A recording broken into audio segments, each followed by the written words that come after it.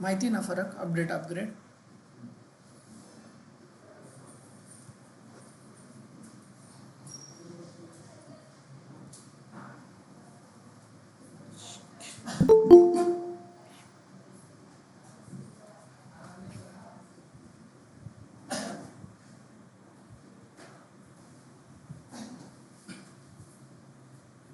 झालं.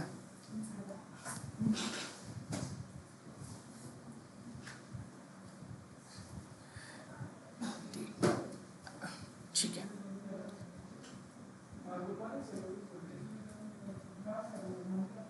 ठीक आहे. काल बघा आपण प्रॉपर्टीज हा टॉपिक कव्हर केला होता. ओके. आता सेकंड पॉइंट बघा, परमिशन. ओके. परमिशन मीन्स काय? Okay. What is a permission?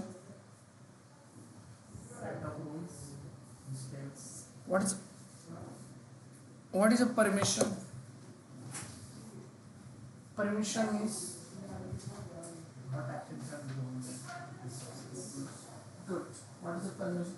Permission अरे लिनक्स मध्ये झालं, तुमचं पॉलिसी मध्ये झालं. What is a permission? Permission म्हणजे काय? मराठीत सांगितलं तेच आहे. What is a permission? Permission normal permission. हां, permission. Permission is the set of rules that we use to give user a specific access.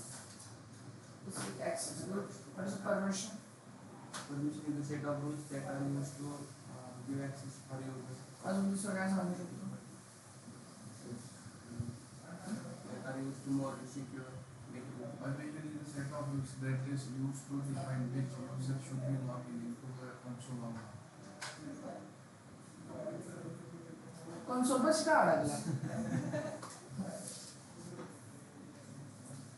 नाही, परमिशन नॉर्मल मध्ये मराठीमध्ये सांगू चुकलं परमिशन फक्त सांग.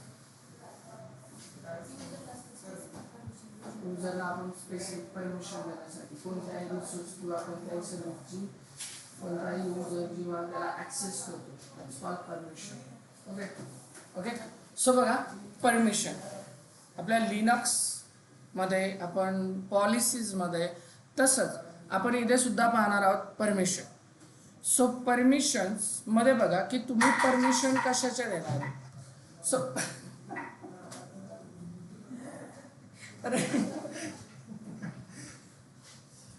परमिशन मीन्स बघा की परमिशन म्हणजे तुम्ही तुमच्या प्रायव्हेट बकेटला, ओके, तुम्ही प्रायव्हेट बकेट किंवा बकेटला पब्लिक करता किंवा कोणत्याही युजरला ऍक्सेस देता. इथं परमिशन मध्ये तुम्हाला भरपूर काय बघायला मिळणार आहे, जसं की ACL access control list, specific user किंवा स्पेसिफिक जेव्हा युजर कोणताही ऑब्जेक्ट स्टोअर करतो. ओके. सो त्या परमिशन आपण या पॉइंट मध्ये बघणार. सो फर्स्ट ऑफ ऑल बघा की बकेट. ओके.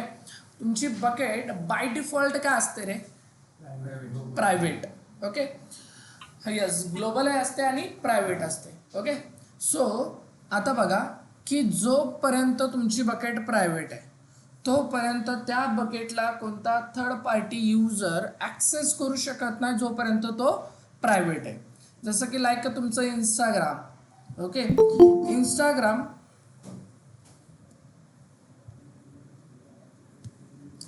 जसं की बघा इंस्टाग्राम. आता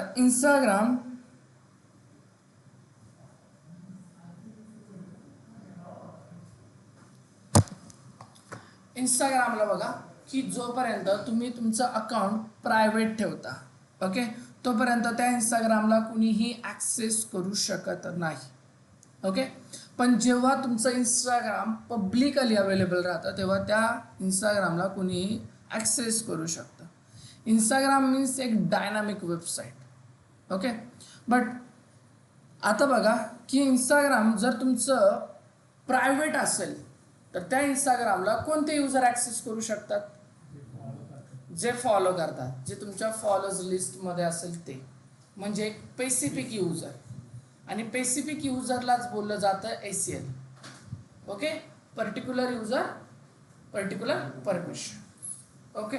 सो आता बघा की इथे सुद्धा आपण त्याच परमिशन बघणार आहोत.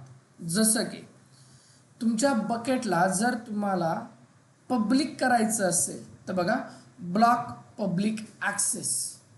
तुमच्या बकेट, फक्त बकेटला जेव्हा तुम्ही पब्लिक करता तेव्हा बघा, तुम्ही तुमच्या या बकेटला ॲक्सेस कंट्रोल लिस्ट थ्रू काय करता, पब्लिक करता. ओके, तेच बघा इथं बकेट पॉलिसी. मी तुम्हाला काल काय टास्क दिले होते का? येस, होस्टिंग एक वेबसाईट आणि बकेटला MFA अटॅच करायचा होता. हां, आणि अजून ऑब्जेक्ट लॉकचा एक दिला होता ना? तो पे रिक्वेस्ट नव्हता दिला ना? दोनच दिले होते. Yes, good. बघा बरं, ऑब्जेक्ट लॉक आठवत आहे का? बरं ठीक आहे, 2 झाले, 2 पण नाही आले. ओके, हां तुमचे झाले. MFA नाही अटॅच करायचं त्याला, फक्त स्टॅटिक वेबसाईट होस्ट केली. ते तर इथंच झाली होतं. तेवढंच करा. आणि ते त्याच्यासाठी काहीतरी लॉगिन CLI वरती करायचं होतं. ते केलं पण मला काहीतरी एरर होतं. नाही, 10 मिनिटाचं काम आहे बकेटला MFA अटॅच करणं. दुसरं बटन ऍप्लिकेशन सांगितलं तुम्ही CLI सपोर्ट करण्यासाठी. MSI तो याचा ना AWS CLI हां, त्याच्यात पण करत होता. AWS अकाउंट नाही, विंडोज मध्ये जे कमांड प्रॉम्प्ट असतं ना, हां, तर त्यामध्ये AWS कॉन्फिगर टाकलं तर सपोर्ट करत नाही. आणि AWS डॅशबोर्ड लागतं तर सपोर्ट करते. तुम्ही नाही का म्हणले का अजून ऍप्लिकेशन असतं सपोर्ट करण्यासाठी डाउनलोड करायला विंडोज मध्ये? Mobile extreme, mobile extreme, mobile extreme. मी दाखवलं तुम्हाला, आपलं इन्स्टिट्यूट सुरू झालं का दाखवलं तुम्हाला ॲप्लिकेशन. मोबाईल एक्स्ट्रीम आहे, पुट्टी आहे, भरपूर सारे. पुट्टी माहिती आहे तुम्हाला? येस, पुट्टी म्हणजे एक CL आहे, CMD ऑप्शन आहे, दाखवेल मी तुम्हाला. ऑनलाईनमध्ये आहे.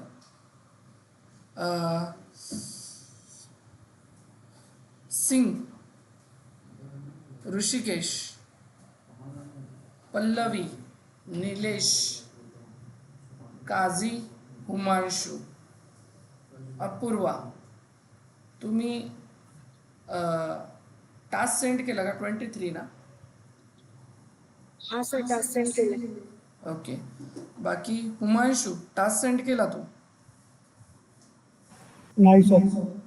ओके, म्हणजे करायचंच नाही आहे का करणारच नाही आहे? सर करणार आहे, माझे लास्ट लेक्चर बाकी आहे थोडे बघायचे. मी 2-3 दिवसापासून जॉईन नव्हतो, ते कव्हर केलं टाकतो. Okay, Kazi, Kazi. Yes sir. Task send केला तुम्ही? नाही सर, करायचं. ओके, निलेश, करतोय सर उद्या सगळं. उद्या करशील? हो. ओके, पल्लवी, झालंय सर, थोडंच राहिलंय. ठीक. आज करतो. ऋषिकेश, सर कॉलेजमध्ये सबमिशन चालू आहे, त्यामुळे नाही जमलं. करतो मी उद्या. ओके, सिंग, येस सर, आज होऊन जाईल. ओके, ठीक आहे. सो बघा, परमिशन. ओके, परमिशनमध्ये मी टास्क मागतोय म्हणजे माझ्यासाठी नाही मागत, ऑनलाईनमध्ये व्यवस्थित आहे का? माझ्यासाठी नाही चाललं. तुमची इच्छा असेल तर करा, पण मी एकच सांगतो, जॉब पाहिजे नसेल तर प्रॅक्टिस गरजेची आहे. ओके, सो तुमचा कॉल आहे, बट तुम्ही तो फॉलो करा, तुमचा फायदा आहे. मी असं नाही म्हणणार की तुम्हाला करायचं असेल तर करा, नाही तर नका करू. ते माझ्या बोलण्याला शोभलं नाही जाणार, पण मी एवढं मात्र सांगेल तुम्हाला की तुम्ही करा, तुमच्या फायद्यासाठी. चालेल? आपण केला का सर? तुम्ही केला का? नाही केला? कधी होईल अजून? ओके, वैष्णवी केली का बकेट? बकेटला MFA केला तुम्ही? हो सर. ओके, प्रतीक्षा, हा सर. बकेटला MFA दिला? ऑब्जेक्ट लॉक केले? Hello sir.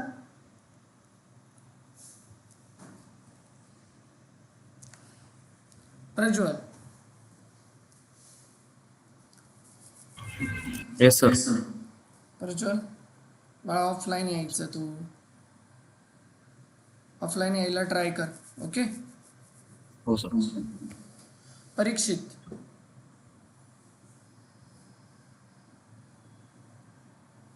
ओके. ओमकार, हाँ सर. ओमकार टास्क झाला तुझा? हो sir. Okay. Nikita,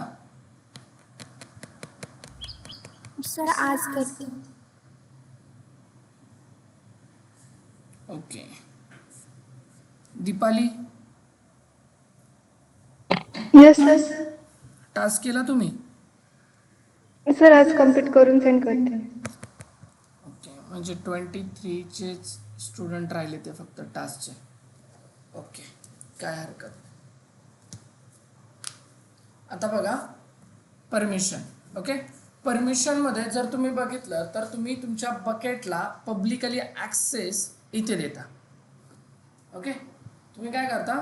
publicly access देता. म्हणजे तुम्ही जे काही नवीन ऑब्जेक्ट अपलोड कराल किंवा तुमची ओल्ड प्रोजेक्ट असेल काही पण, ओके, तर त्या पूर्ण टॉपिकचे बघा access point policy, bucket policy किंवा तुमचा कोणताही स्पेसिफिक ओके ऑब्जेक्ट किंवा तुमचा न्यू ऑब्जेक्ट, ह्या सगळ्याला तुम्ही ब्लॉक पब्लिक ॲक्सेस करून काय करता? सिम्पल, इथे येऊन तुमच्या बकेटला तुम्ही पब्लिकली अवेलेबल करता. पब्लिकली अवेलेबल कसं करता तुम्ही? म्हणजेच पब्लिकली म्हणजे काय? तर IPv4.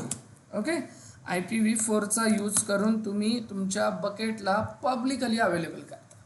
Okay, simple. बघा तुमची आता बकेट पब्लिकली अवेलेबल झाली. आता सेकंड पॉईंट. ओके, जसं की आपण आत्तापर्यंत बघितलं होतं पॉलिसीज. ओके, पॉलिसीज म्हणजेच परमिशन. ओके, आता तुम्ही पॉलिसी थ्रू परमिशन केली होती. ओके, सो आपण 2 टाईपच्या पॉलिसीज बघितल्या होत्या. कोणत्या कोणत्या पॉलिसीज बघितल्या होत्या? हुमांशू, 2 टाईपच्या पॉलिसी बघितल्या. There are 2 types of policy. कोणत्या कोणत्या?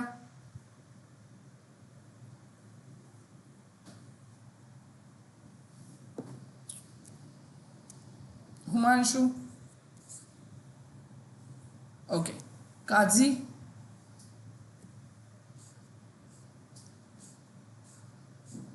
ओके. ऋषिकेश,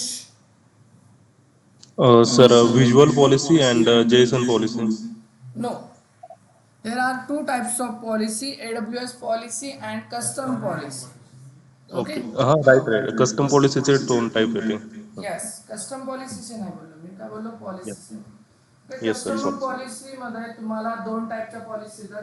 एक व्हिज्युअल पॉलिसी, एक जेसन पॉलिसी. व्हिज्युअल पॉलिसीचा यूज होतो GUI, graphic user, without coding use तुम्ही JSON policy visual policy create करता. ओके, तसंच ह्यामध्ये जर तुम्ही बघितलं तर तुम्ही बघा इथे तुम्ही पॉलिसी क्रिएट करणार आहात. कोणती? तर जेसन थ्रू. आता मला सांगा, ही जेसन पॉलिसी जर क्रिएट करायची असेल, ओके, तुम्ही ही पॉलिसी क्रिएट करणार आहात आणि तुम्ही करणार आहात क्रिएट. ओके, कशी करणार मला सांगा, स्टेप सांगा. आता मी पहिलं कुठे ते पण बघा. मी आहे S3 मध्ये, तर काय कराल तुम्ही? कोड. हां, मग स्टेप काय तुमच्या? AWS policy generator. Okay, next त्याच्यानंतर काय करायचं?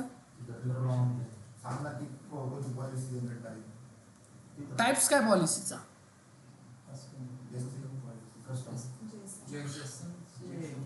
अरे पॉलिसी जनरेटरला तुम्हाला तेच यूज होणार रे. ओके, हा कोणती करायची? S3 IAM सर्व्हिस S3 करायची. ओके ओके, तर S3 विशाल S3 policy. Okay, S3 IAM नाही करायचं आपल्याला, S3 मध्ये ना आता. मग आपण सिलेक्ट पॉलिसी म्हणजे सिलेक्ट सर्व्हिस कोणती करतो S3. तुम्ही IAM सर्व्हिस मध्ये IAM करा, तुम्ही VPC मध्ये VPC करा, आता कुठे S3 मध्ये. ओके, पॉलिसी जनरेट करणार तुम्ही, पण ह्या पॉलिसीला तुम्हाला अलाव नाही करायचा तर डिनाय करायचं. ओके, तुम्हाला समजलंय, पण तरी पण मी एक ओव्हरव्ह्यू दाखवतो तुम्हाला आता, कारण पॉलिसी एकदाच जनरेट केली मी, आता फक्त ओव्हरव्ह्यू दाखवतो. बघा पॉलिसी टाइप्स कोणता रे S3. ओके, जेव्हा तुम्ही S3 सिलेक्ट कराल तेव्हा इथे बघा डिनाय. ओके, आता बघा काय आलं, काय येणार इथे, इथे येणार तुमच्या युजरचं name. Okay, so simple user name. आता युजर नेम जो कोणता असेल तर ऑल ॲक्शन नाही करत तुम्ही फक्त ज्या सर्व्हिसेसला करणार, सॉरी हां ऑलच ॲक्शन आहे ना, sorry all action. Okay, resource तुमच्या युजरचा पर्टिक्युलर युजरला द्यायचा आहे तुम्हाला, आणि त्यानंतर पॉलिसी जनरेट करा. देन पॉलिसी जनरेट केल्यानंतर इथे एडिटमध्ये जाऊन कॉपी करून टाका, सेव्ह. मग तुमचा तो युजर ह्या S3 सर्व्हिसच्या ह्या पॉलिसीला ॲक्सेस करू शकणार नाही. ॲक्सेस का नाही करू शकणार, तर तुम्ही काय केलं, इफेक्ट त्याचा डिनाय केलेला आहे. तर हा टास्क जमेल. ओके, सो आता बघा ऑब्जेक्ट ओनरशिप. ओके, जसं की आपण पुन्हा आपला एक डायग्राम बघा. आजचं लेक्चर जे काय आहे ते सगळं लेक्चर थेरॉटिकल आहे. ओके, ह्याच्यामध्ये फक्त 2च पॉईंट आहे जे तुम्हाला प्रॅक्टिकल करायचे, बट आता सगळं जे आहे ते सगळं थेरॉटिकल आहे, त्यामुळे समजून घ्यायचा प्रयत्न करा. जसं की काल आपण डायग्राममध्ये बघितलं की युजर, ओके, युजर काय करणार आहे, जेव्हा रिक्वेस्ट सेंड करतो तेव्हा त्या बकेटचे पैसे सेंड, म्हणजे बघा त्याचे काय करतो, सबस्क्रिप्शन घेतो.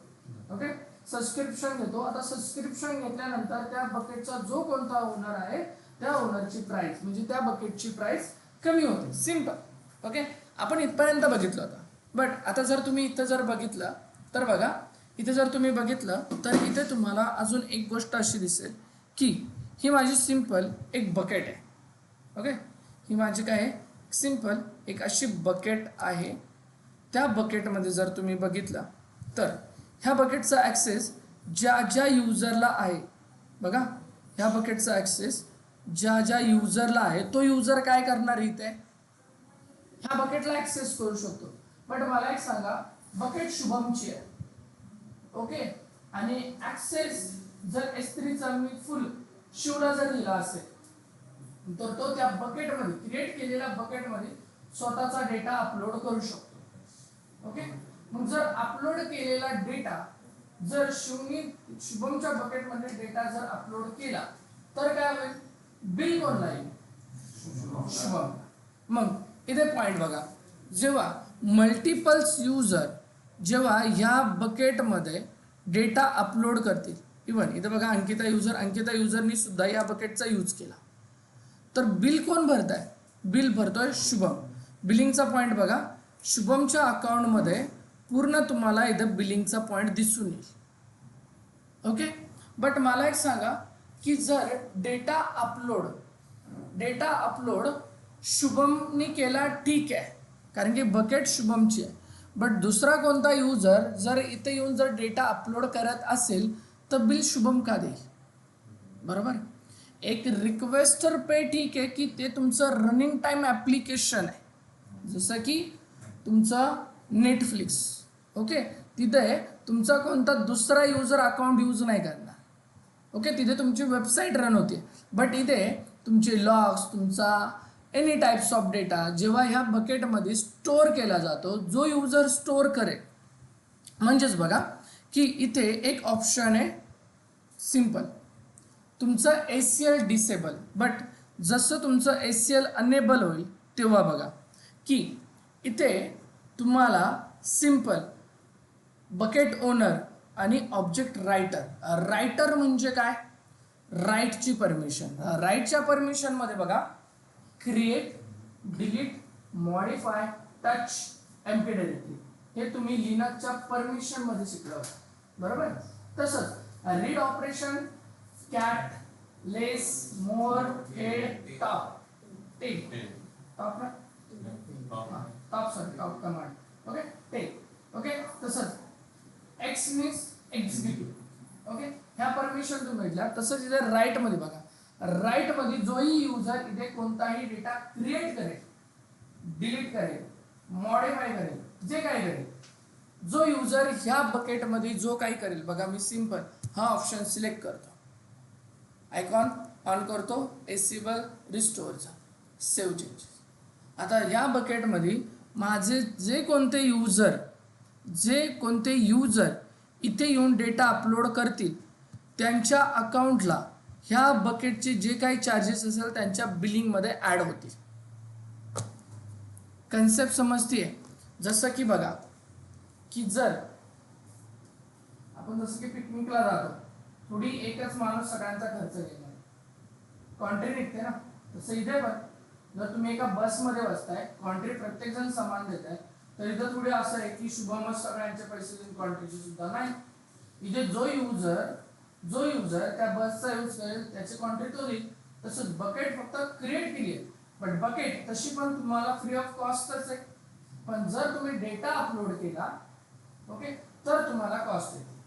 मग शुभमने काय केलंय, शुभम बाकीचे युजर जर इथून डेटा येऊन अपलोड करत असतील तर काय होणार आहे, सगळी कॉस्ट शुभमला राहणार. तेव्हा आपण करतो बकेटमध्ये बघा ऑब्जेक्ट रायटर. जेव्हा तुम्ही ऑब्जेक्ट रायटर हा ऑप्शन अनेबल करता, जेव्हा जो युजर येऊन इथे डेटा कुणीही ॲड करेल तर त्याच्या अकाउंटला बघा बिलिंग अँड कॉस्ट मॅनेजमेंट, त्या युजरला बिल ते अपलोड होणार. ओके. आता सर हे बिल जर अपलोड झालं म्हणजे बघा रूट युजर आत्ता शुभम आहे, इथे शिव आहे, बट ठीक आहे शुभम आहे कन्सिडर करा, कारण की आपण एवढं दिवस शुभमचा. तर शुभम आहे, तर शुभम जर रूट अकाउंट आहे तर शुभम काय करू शकतो की कोणत्या युजरचं किती बिल आहे. ओके. आता तुम्हाला काय वाटतं कंपनीमध्ये तुम्हाला तुमचं अकाउंट ओपन करावं लागतं? नाही. कंपनीमध्ये हे जसं आपण अकाउंट ओपन केले तसं तुम्हाला करायची गरज नाही. तुमचं अकाउंट कंपनीच क्रिएट करते आणि तुम्हाला मी जसे युजर मॅनेजमेंटमध्ये क्रेडेन्शियल दिले, युजरचा ID, युजरचा नेम, कन्सोली, हे सगळं तुम्हाला कोण देतात? कंपनी मेल थ्रू देते. ओके. मग तुम्ही त्याला तुमच्या लॅपटॉपवरती लॉग इन करता. That's it. ओके. सो आता बघा मी ह्याला सेव्ह नाही करत, मागे जातो आपला. ओके, कारण की कन्सेप्ट समजते आहे. ओके. आता बघा की सेकंड पॉईंट, आता हा एक खूप इम्पॉर्टंट टॉपिक आहे. मी परमिशन जेव्हा बोललो तेव्हाच बोललो ACL. ओके. ACL म्हणजे काय तर बघा ॲक्सेस कंट्रोल लिस्ट. ओके. तर इथे बघा की ॲक्सेस कंट्रोल लिस्ट मी इथे अनेबल म्हणजे बघा ह्याच्यामध्ये जाऊ शकत नाही. जोपर्यंत माझ्या ऑब्जेक्टला पब्लिकली ॲक्सेस मिळत नाही तोपर्यंत मी परमिशन देऊ शकत नाही. त्यासाठी तुमच्या बकेटला ऑब्जेक्टला तुम्हाला ACLनी अनेबल करावं लागेल.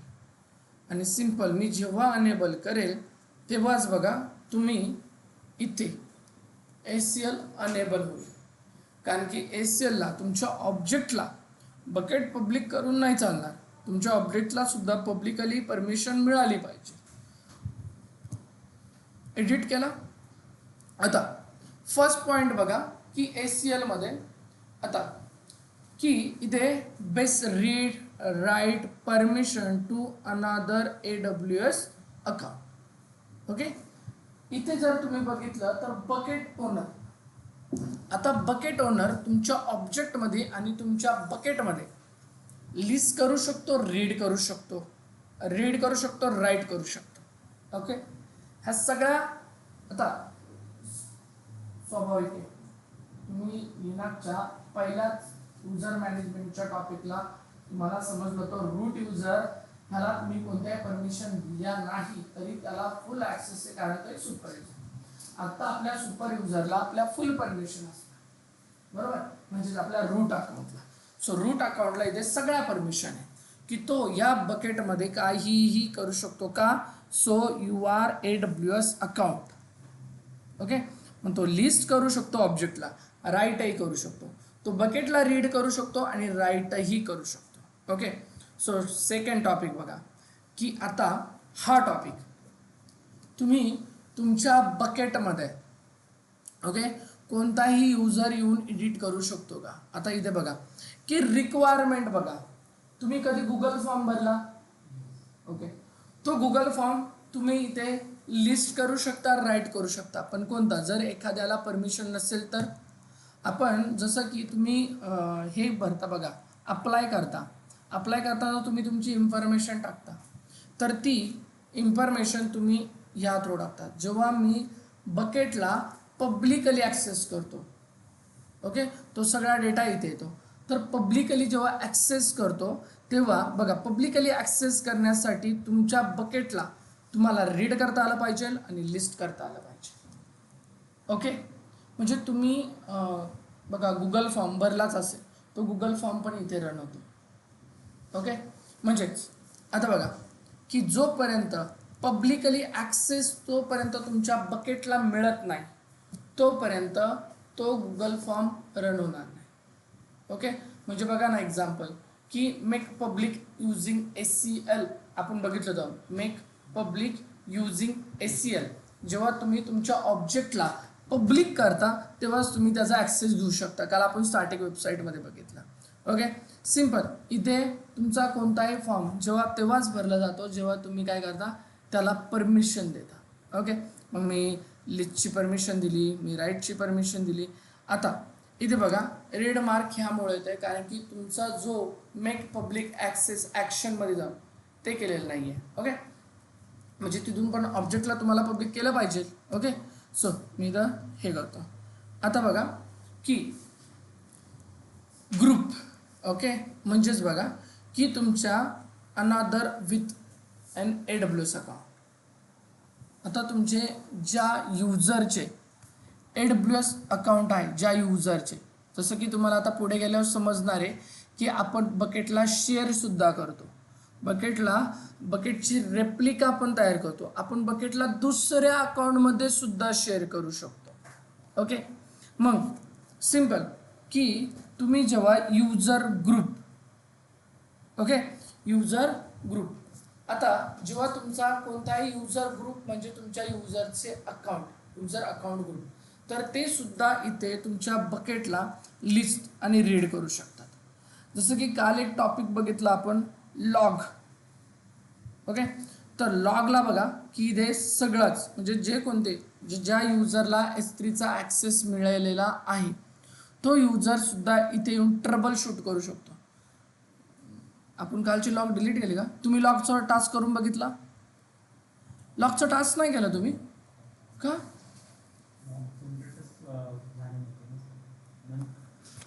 ह्याचे केले ना आम्ही हिट केला, पण ते ह्याच्यामध्ये स्टोअर करायचे होते ना स्पेसिफाईड मध्ये, ते तिथं बघितलं नंतर 5 मिनिटांनी पण काय दिसलं नाही. 5 मिनिटांनी थोडे होतात, हिट केल्यानंतर तरी व्हायला पाहिजे नाही ना. लॉग जनरेट व्हायला थोडा वेळ लागतो. किती वेळ लागतात अंकित? तरी बराच वेळ लागतो. 5 मिनिटात थोडी होतं ते. विशाल किती वेळ लागतो आठवतंय का? 24 तासाच्या आत लॉग जनरेट होतात तुमचे. नाही ना, मी डिलीट केली काल. अरे हा विचार केला की जसं आपण हिट केला ना, लिनक्समध्ये हिट केला ना, मग तो युजली ते हे होतात. आपण लिनक्समध्ये फोर्सफुली लॉग जनरेट करत होतो, फोर्सफुली. इथे आपण फोर्सफुली नाही करत आहे. तुम्ही तिथे कमांड टाकत होता फोर्सफुली लॉग जनरेट होण्यासाठी. इथे आपण फोर्सफुली किंवा तुम्ही लॉगर कमांड यूज करून कोणती टेम्पररी, इथे आपण तसं काहीच केलं नाही रे. लॉग जनरेट होण्यासाठी 24 तास कंपल्सरी लागतात. 5 मिनिटात लॉग क्रिएट थोडी होतात. करून बघा. ऑनलाईनमध्ये कोणी केलं का नाही? स्टडी कमी होत चाललाय तुमचा. केले ना? ओके, झाले. लॉग जनरेट झाले तुमचे? नाही सर, त्याला टाइम लागतो जनरेट व्हायला. ओके ओके, चलो. तर बघा S3 लॉग डिलिव्हरी ग्रुप म्हणजे बघा तुमच्या S3 मध्ये जे काही लॉग जनरेट होत असतील त्या तुम्ही लिस्ट, राईट, रीड, राईट करू शकता ओके. त्या सगळ्या परमिशन तुम्ही देता इथून ओके. आता आपल्या बकेटमध्ये ना लॉग आहे ना कोणती वेबसाईट आहे, पण लक्षात ठेवा आपण इथूनही करतो. ओके, मग मी पुन्हा हे पण कॅन्सल करतो. तुमची जी काय परमिशन असेल ती परमिशन इथे तुम्हाला शो होऊन जाईल. ओके, आता त्यानंतर बघा, हा एक पॉईंट आहे तुमचा. ओके, हा पॉईंट मीन्स तुमच्यासाठी नाही, CORD.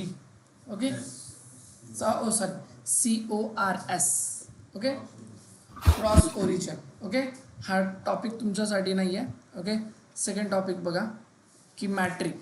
आता मॅट्रिक हा टॉपिक जो आहे हा आहे बघा आपल्या बकेटमध्ये काही नाही आहे, बट तरी पण हा टॉपिक आहे तुमच्या बघा क्लाउड वॉचचा. मी बघ थोडासा अवेअरनेस सांगतो तुम्हाला. मॅट्रिक म्हणजे काय? मॅट्रिक म्हणजे तुम्हाला काय बोललं जातं, ग्राफ. म्हणजे इथे total bucket size, total number of object, okay, हे सगळं तुम्हाला इथे बघायला मिळतं. ओके, हे सगळं तुम्हाला इथे बघायला मिळतं. जसं की तुमच्या बकेटची साईज बघा, 1 डे, 1 वीक, 2 वीक.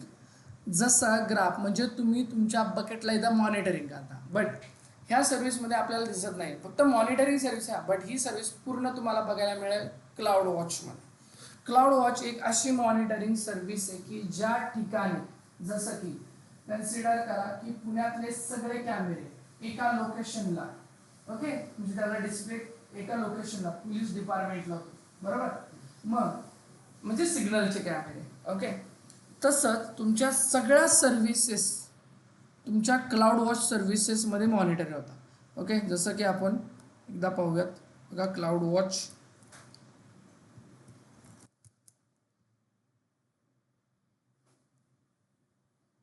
सिंपल, हे तुमचं क्लाउड वॉच. आणि मॅट्रिक आपल्याला तिथे दिसत नाही आहे, पण आपल्याला मॅट्रिक आपलं, कारण की त्याच्यामध्ये काही नाही आहे. ओके, जर सिग्नलला कोणती बाईकच नसेल, कोणत्या गाड्याच जर नसेल तर कॅमेरामध्ये काय दिसणार, काहीच नाही. तसंच आपण आत्ता काहीच केलेलं नाही बघा. मग 3 तास 1 दिवसासाठी इथे तुम्ही काय करता, मॉनिटरिंग करता. मग इथे पण तुम्हाला दिसेल बघा मॅट्रिक. ओके, तुम्ही ज्या काही सर्व्हिसेस बघा, ऑल मॅट्रिक म्हणजे ऑल, इथे तुम्हाला मॉनिटरिंग केलं जातं. आता हे क्लाउड वॉचमध्ये आपण बघणारच आहे.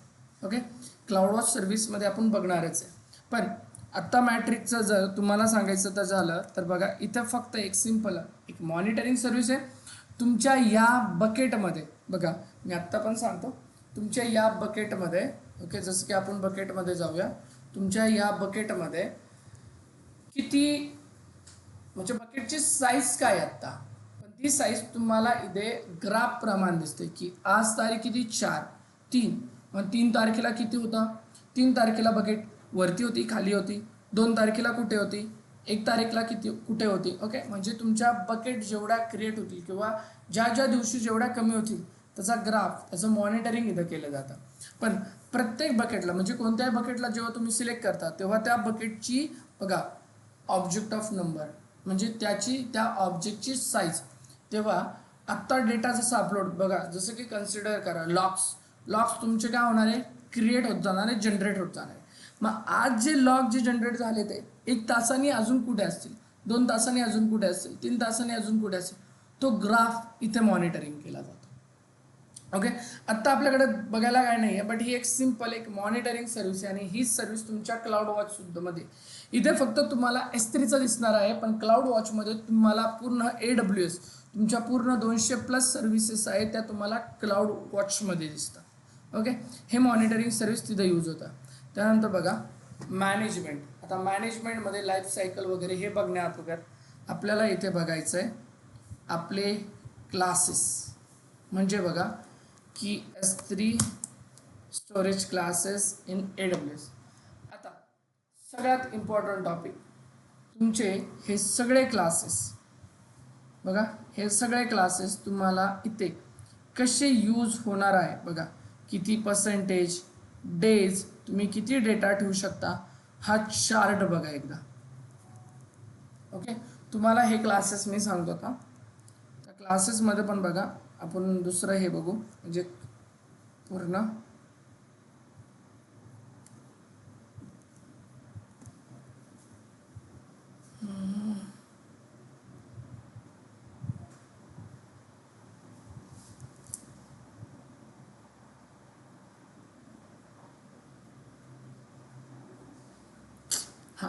बघा इथे तुम्हाला सगळं बघायला मिळणार आहे.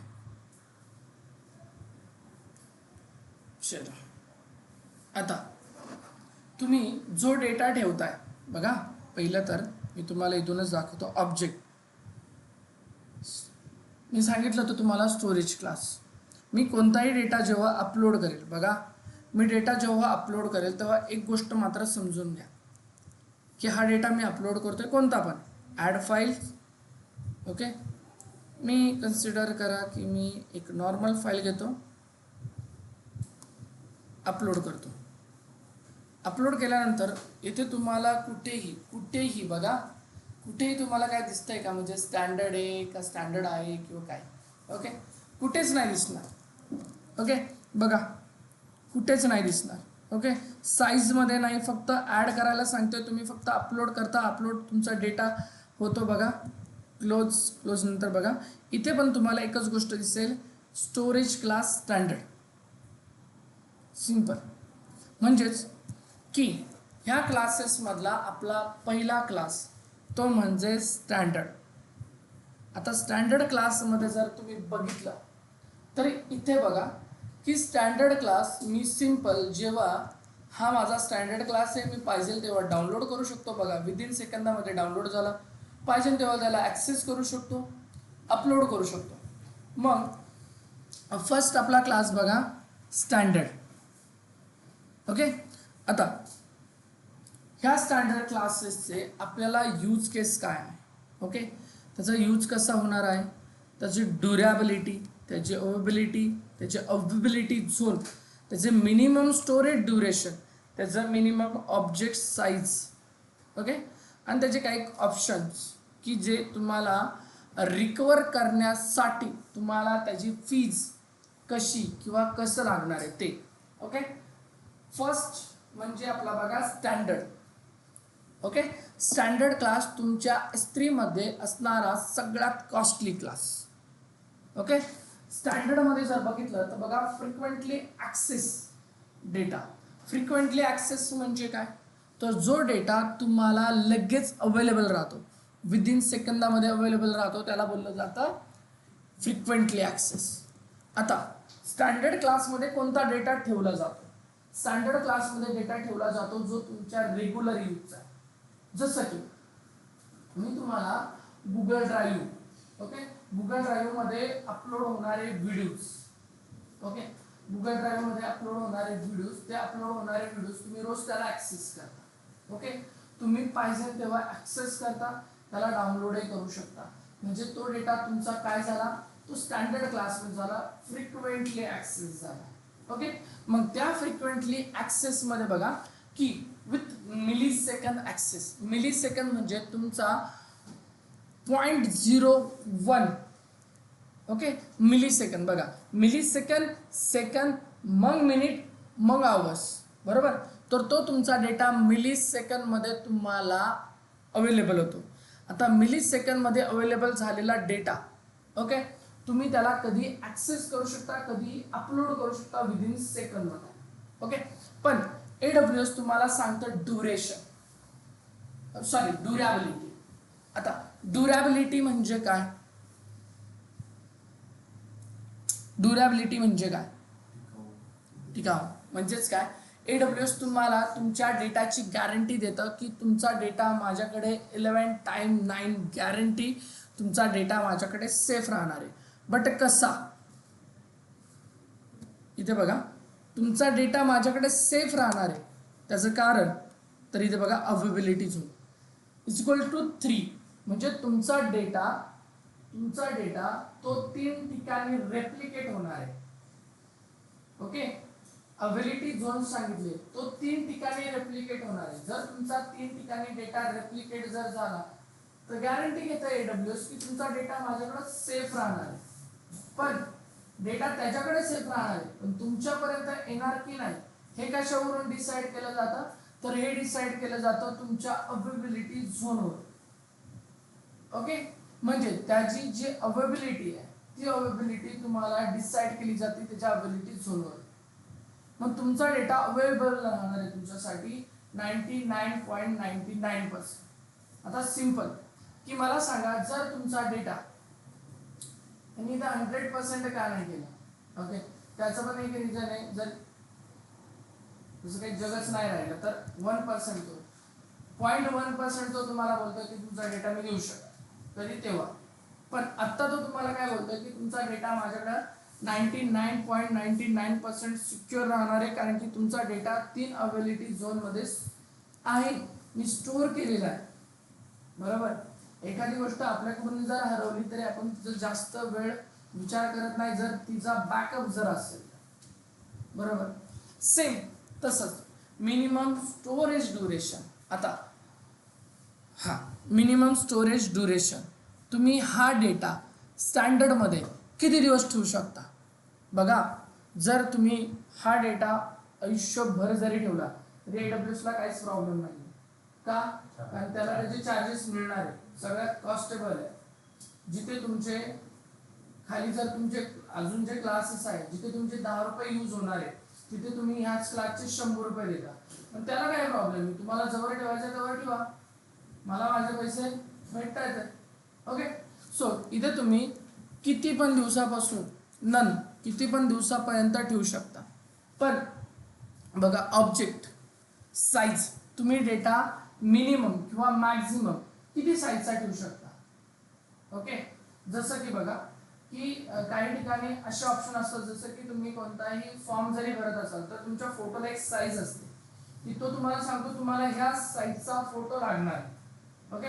तसं तुम्ही जेव्हा इथे डेटा स्टोअर करता तेव्हा तुम्हाला कोणत्याही साईज मॅटर करत नाही. कुठे स्टँडर्डमध्ये तुम्ही 1 KB मध्ये जरी ठेवला आणि 1 GB मध्ये जरी ठेवला तरी त्याला काय हरकत नाहीये, कारण जेवढा डेटा तुम्ही ठेवणार आहात तेवढेच तुम्हाला पैसे द्यायचे आहे.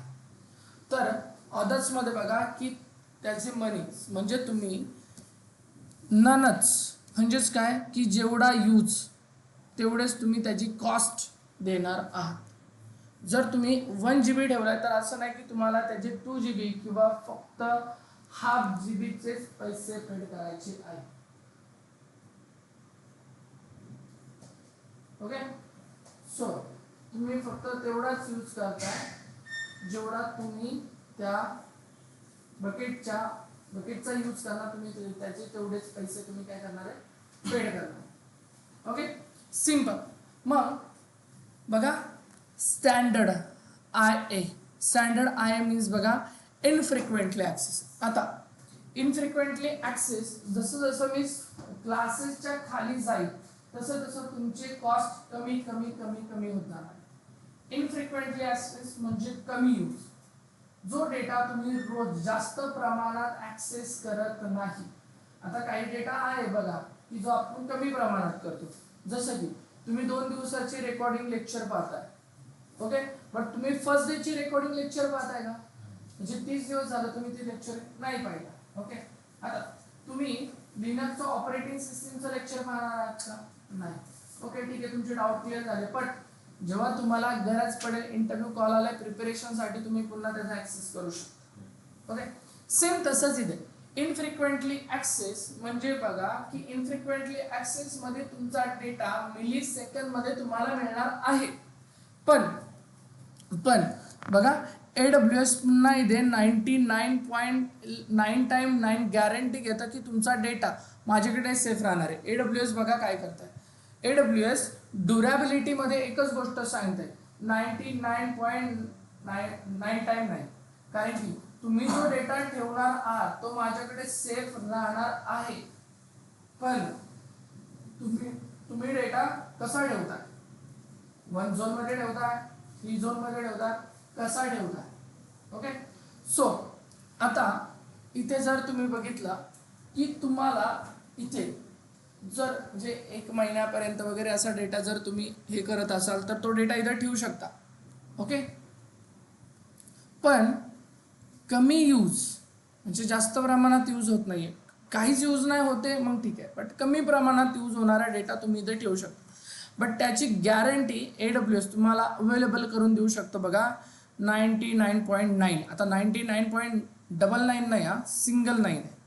आता सिंगल 9 का तर बघा तुमचा हा डेटा, ओके, तुमचा हा डेटा 3 अवेबिलिटी झोनमध्ये आहे, पण तो फक्त 30 दिवसासाठी. मग असं नाही बरं का की 30 दिवस झाले की तुमचा डेटा डिलीट होईल. तो ह्या स्टँडर्ड आय मध्ये येण्यासाठी तुमचा डेटाला 30 दिवस कंप्लीट झालेले पाहिजे. कोणत्यामध्ये? तर स्टँडर्ड मध्ये.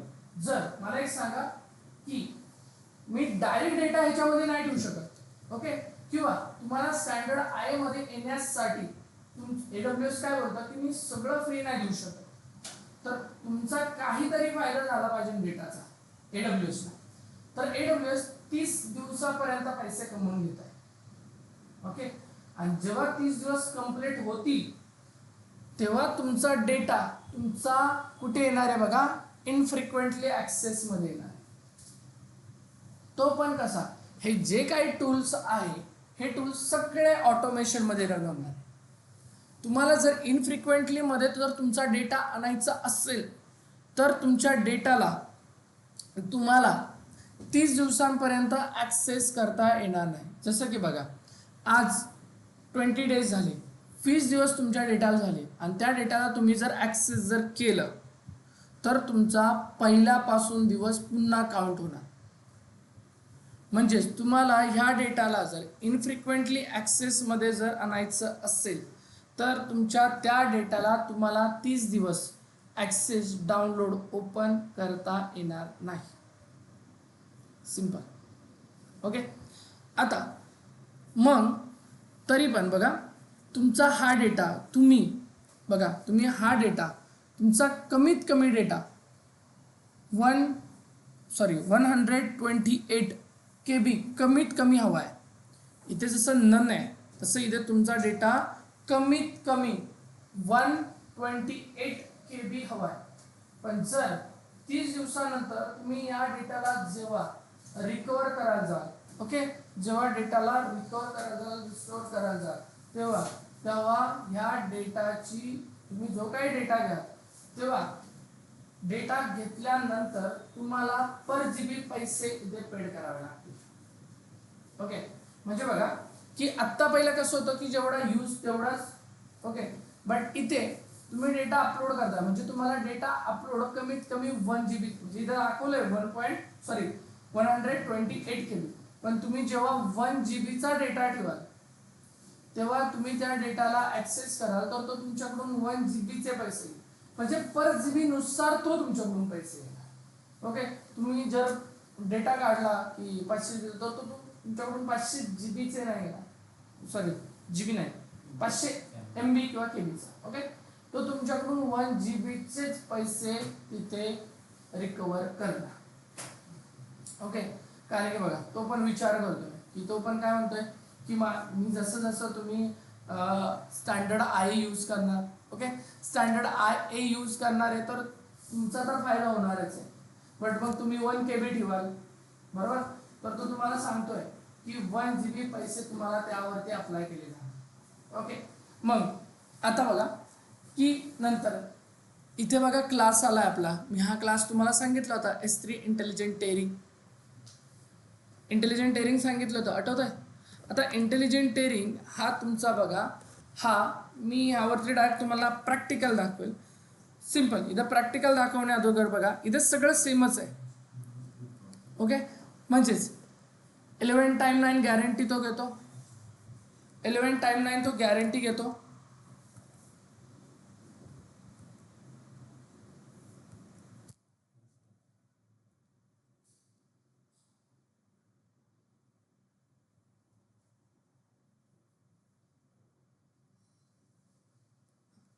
इलेव्हन 9 टाइम तो गॅरंटी घेतोय. बट तुम्ही इथे जर बघितलं तर बघा तुमच्या ह्या डेटाला म्हणजे हा इंटेलिजंट टेरिंग हा एक ऑटोमेशन आहे. एकच मिनिट, पुढे ठीक आहे का?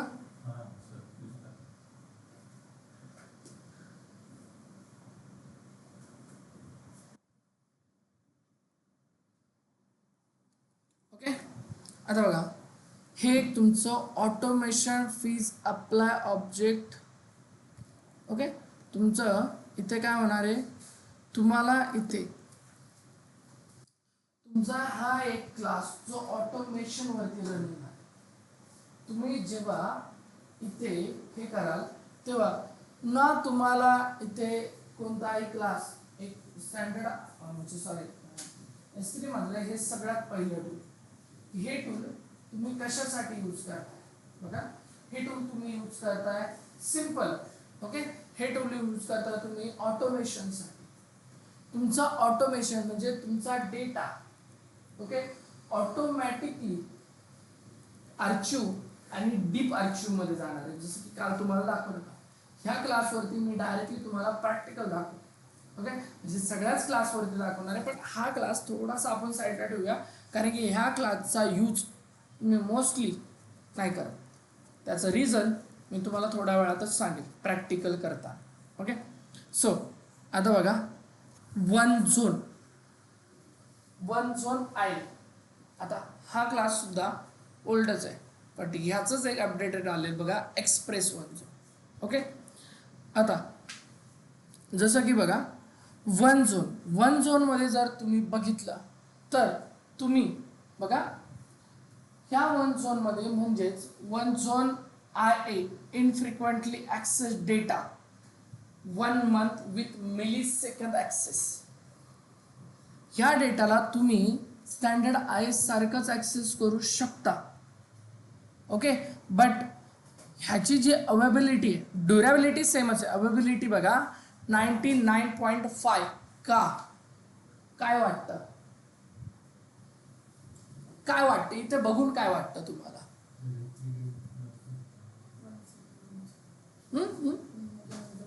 त्याची जी अवेबिलिटी आहे बघा 99.5. त्याचं कारण त्याचा जो सिंगल झोनमध्ये मला एक सांगा, जर सिंगल झोन जर ब्लास्ट जर झालं तर तुम्हाला डेटा मिळणार नाही.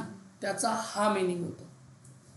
तुम्हाला सिंगल झोन जरी झालं तर तुम्हाला त्याचा डेटा पुन्हा रिकवर करू शकत नाही. तो डेटा म्हणजे ह्या झोनमध्ये येण्यासाठी तुम्हाला 30 दिवसांपर्यंत डेटा झालेला पाहिजे. म्हणजे स्टँडर्ड मध्ये 30 दिवस कमीत कमी तुम्ही ठेवलेला हवाय. त्यानंतर बघा की पुन्हा 128 KB. ओके, थोडंसं मान्य आहे की मी थेरॉटिकल सांगतो, पण जेव्हा याच्यावरती प्रॅक्टिकल बघाल तेव्हा प्रॅक्टिकल सांगताना तुम्हाला पुन्हा हे क्लास मी सांगणार. ओके, सो इथे बघा पर GB रिट्रायवल अप्लाय तुमची फी पर GB नुसार होणार आहे. मी आता स्टँडर्ड IA सांगितलं. इनफ्रिक्वेंटली ॲक्सेस स्टँडर्ड IA इथे फक्त काय one zone IA infrequently access कधी कधी यूज होणारा. बट मला एक सांगा की स्टँडर्ड इनफ्रिक्वेंटली स्टँडर्ड IA आणि one zone infrequently access standard IA मी standard infrequently access. One zone IA means one zone infrequently access. या दोघांमध्ये डिफरन्स बघा. तिकडे तुमचा डेटा 3 ठिकाणी काय होतो स्टोअर होतो, इथे एकाच ठिकाणी होतो. कमी डेटा यूज आहे, बट इथे वन झोन मध्ये म्हणजे हा सगळ्यात तुमचा कॉस्टेबल क्लास आहे. म्हणजे यामध्ये तुम्हाला सगळ्यात कॉस्ट कमी लागणार का आणि वन झोन. पण एक्सप्रेस वन झोन मध्ये बघा की सिंगल डिजिट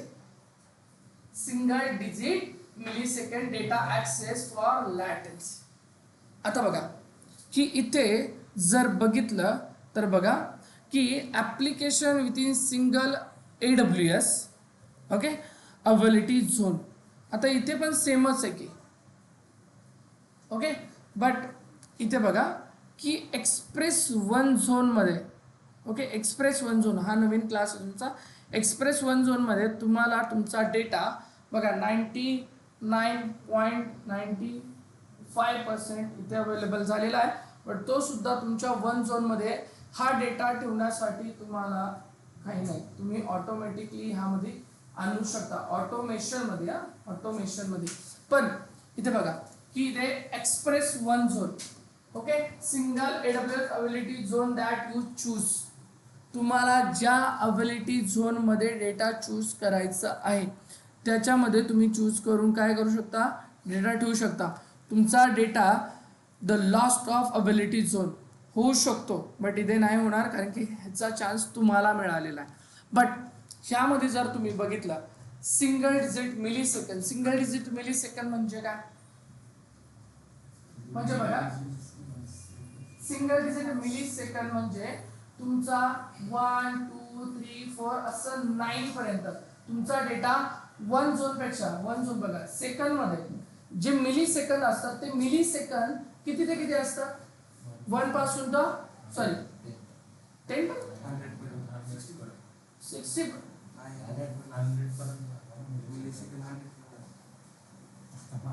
सेकंडचा 100 पार्ट राहता ना, प्रत्येक पार्ट किती पर्यंत? 100 पर्यंत. ओके, तर बघा मिली सेकंद म्हणजे 100 पर्यंत. बट इथे काय बोललं गेलेलं आहे? सिंगल मिली सेकंद म्हणजे तुमचा 1 झोन होण्यासाठी तुम्हाला मिली सेकंद किती पण लावू म्हणजे डबल मिली सेकंद लावू शकतो. बट इथे काय आहे बघा, इथे सिंगल डिजिट म्हणजे 0 to 9 ह्याच्यामध्ये तुमचा डेटा तुम्हाला मिळू शकतो. त्यामुळे इथे त्याची गॅरंटी काय झाले 99.95% झालेले आहे. ओके, त्यानंतर बघा हे तुमचे शेवटचे 3 क्लास. हा क्लास बघा आपण काल बघितलं होतं. कशामध्ये बघितलं होतं हा शेवटचा क्लास? ऑन प्रिमाइसेस दाखवलं ना रे सर्व्हिस. ओके, हा सर्व्हिस मॉडेल जिथे स्वतःचं डेडिकेटेड तुम्ही क्रिएट करता सगळं स्वतःचं. ओके, तिथे गॅरंटी कमी. ओके, बट हे बघा 3. Okay, glacier instant retrieval. आता हा जो डेटा आहे बघा ग्लेशियर मधला तुमचा हा डेटा जातो archive data access 1 quarter with millisecond. Quarter means काय माहिती आहे तुम्हाला? 3 months. गुड. 3 months का 4 months? 3 months. 4 quarters. 3 quarters. हा सिंगल क्वार्टर्स म्हणजे बघा की हा डेटा यस 4 क्वार्टर्स म्हणजे तो असं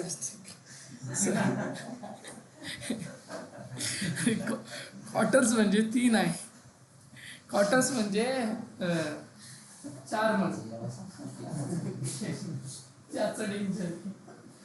क्वार्टर्स म्हणजे 4 months. ओके, तर आता बघा की तुम्ही ग्लेशियल इन्स्टन्स रिट्रायव्हल मध्ये तुम्ही जो काही डेटा ठेवाल तो डेटा तुम्हाला बघा की तो डेटा रिकवर करण्यासाठी थोडासा वेळ लागू शकतो. ओके, बट आता तोच डेटा बघा की तुम्ही ड्युरेबिलिटी अवेबिलिटी बघा 99.9%.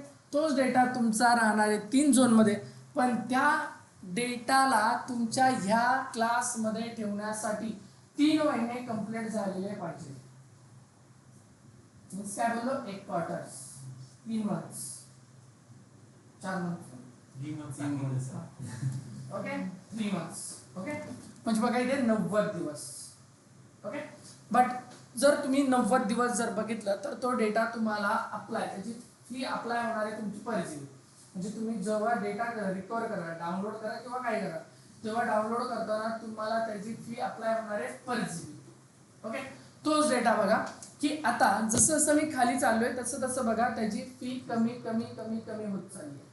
ओके, कारण का आर्चिव म्हणजे काय डेटा कॉम्प्रेस होत जाणार आहे तुमचे.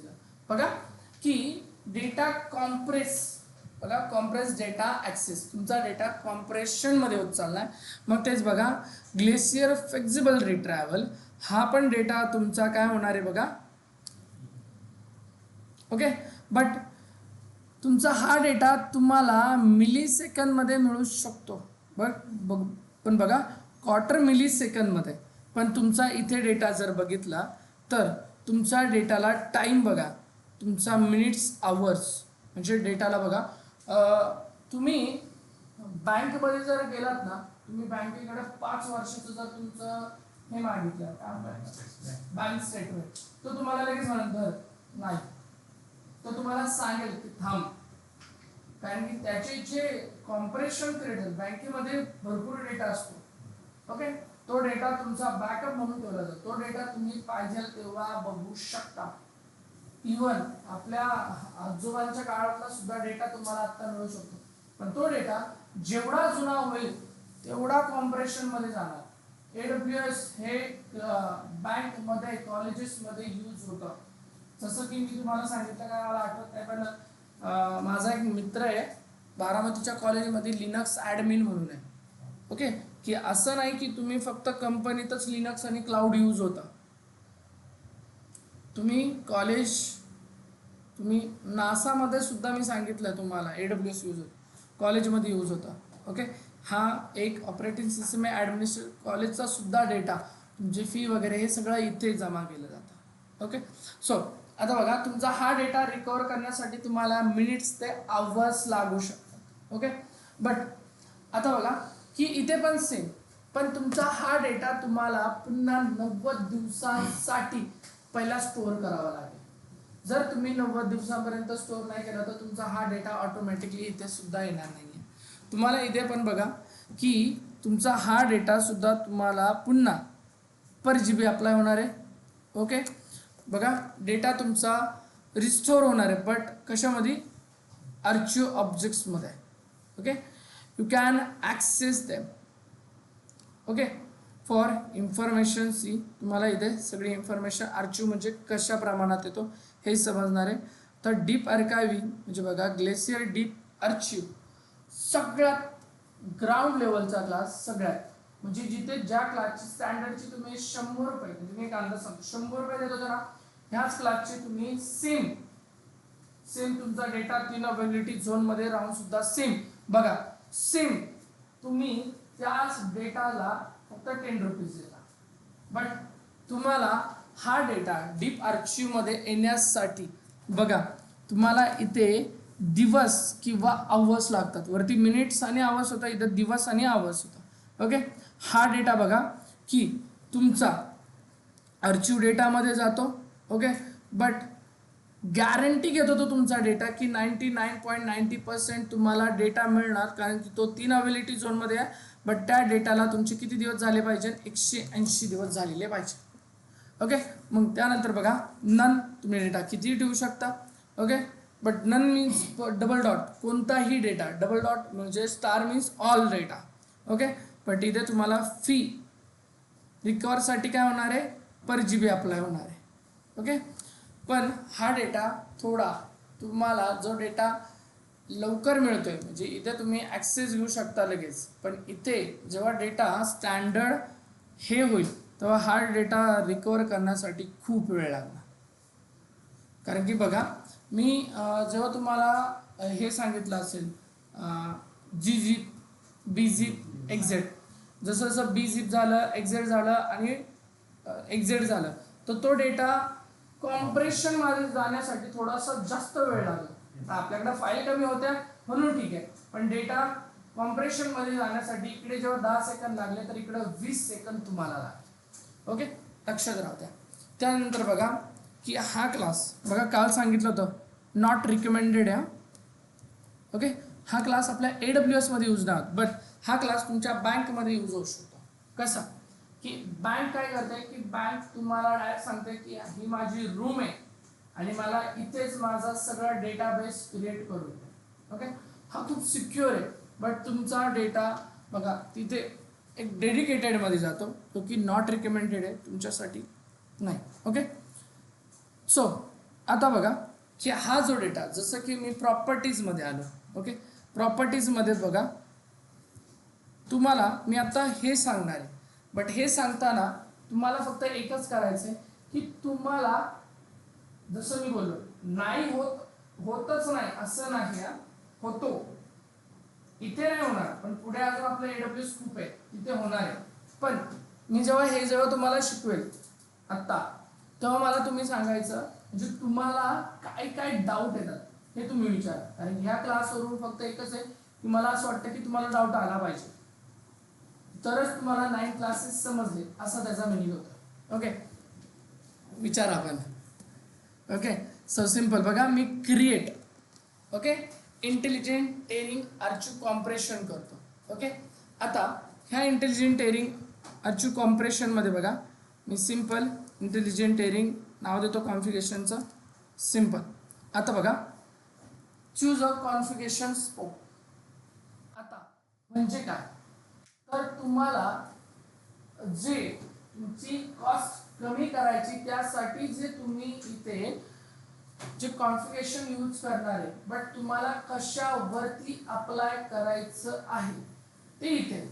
म्हणजे बघा की limit the scope of this configuration using one और मोर फीचर्स. आता तुम्हाला हा जो क्लास कोणता आहे जो यूज होणार आहे तो, किंवा हे जे कॉन्फिगरेशन आहे तुम्हाला ज्याच्यावरती अप्लाय करायचे तो फक्त एक फोटो आहे, फाईल आहे, लॉग्स आहे, काय.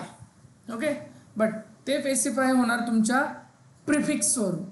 कारण की जर मी PDF, ओके, PDF प्रिफिक्स आहे, काय सांगितलं प्रिफिक्स. ओके, जर तुम्ही प्रिफिक्स वरती अप्लाय करणार आहे, ओके, तर तुम्हाला जे तुमचं प्रिफिक्स असेल, म्हणजे बघा माझे असेल TXT फाईल, PDF, ओके, हे प्रिफिक्स झालं माझं, बरोबर. मग मी सफिक्स झालं, ओके. जसं प्रिफिक्स वगैरे असेल मग तुम्ही कोणत्या प्रिफिक्स वरती अप्लाय करणार आहे, तुम्ही इथं फक्त प्रिफिक्स द्या, अप्लाय करा ऑटोमॅटिकली. जसं की मी इथे सिंपल PDF केलं, डन.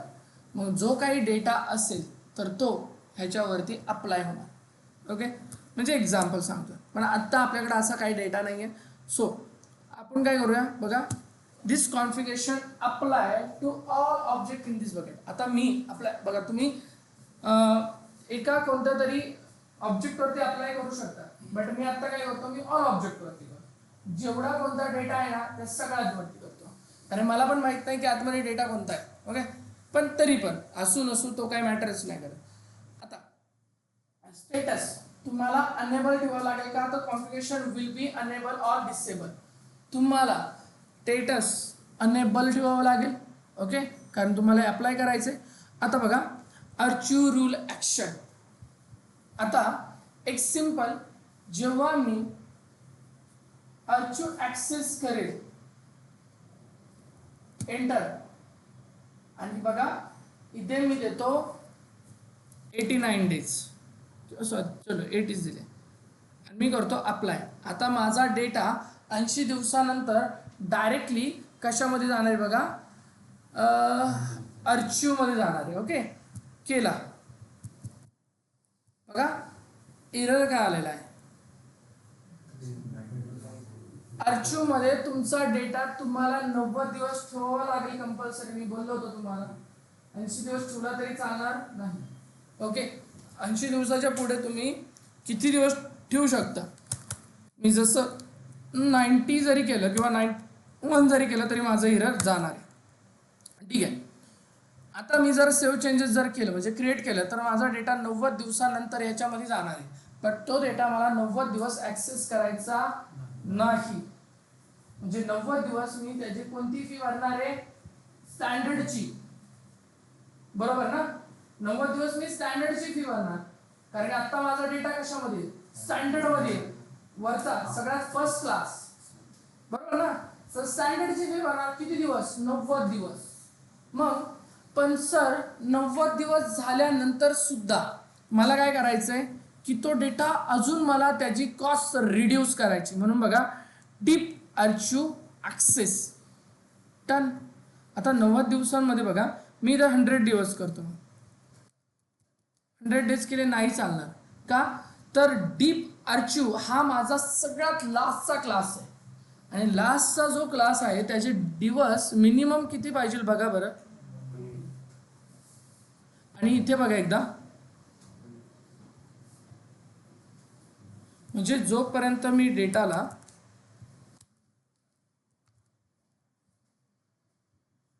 क्लिअर, सिंपल क्रिएट, 90 दिवस स्टँडर्ड मध्ये राहायला पाहिजे, नंतर 90 दिवस 90 डेज, मग तो इकडे येणार. म्हणजे 90 दिवसांपर्यंत तो राहणार कुठे बघा, 90 दिवसांपर्यंत राहणार तो इथं स्टँडर्डमध्ये, आणि 90 दिवस कंप्लीट झाले का मग तो येणार अर्चिवमध्ये, म्हणजेच इथे ग्लेसियरमध्ये. पण 90 दिवस झाले तर इथे येणार, कॉस्ट कमी होणार. म्हणजे जिथे मला 100 रुपये द्यायचे होते तिथं मी आता देणार किती, 80 रुपये. ओके, सॉरी 20 रुपये. ओके, पण तोच 90 दिवस कंप्लीट झाल्यानंतर मी जातोय डीप आर्चिव्हमध्ये. म्हणजे आता जिथे मी 20 रुपये देत होतो तिथं पण आता मी 10 रुपये देणार. जर जेव्हा आर्चिव्ह मध्ये गेल्यावर मग आपण ऍक्सेस करायचं तर तुम्ही ऍक्सेस जर केला तर तो पुन्हा स्टँडर्ड मध्ये येणार. परत परत ते सांगितलं. मग आता तुम्ही परत ऍक्सेस जर केला तर परत ऍक्सेस करताना तुम्हाला त्याची फी पर जीबी अप्लाय होणार. बघा, पर जीबी पर जीबी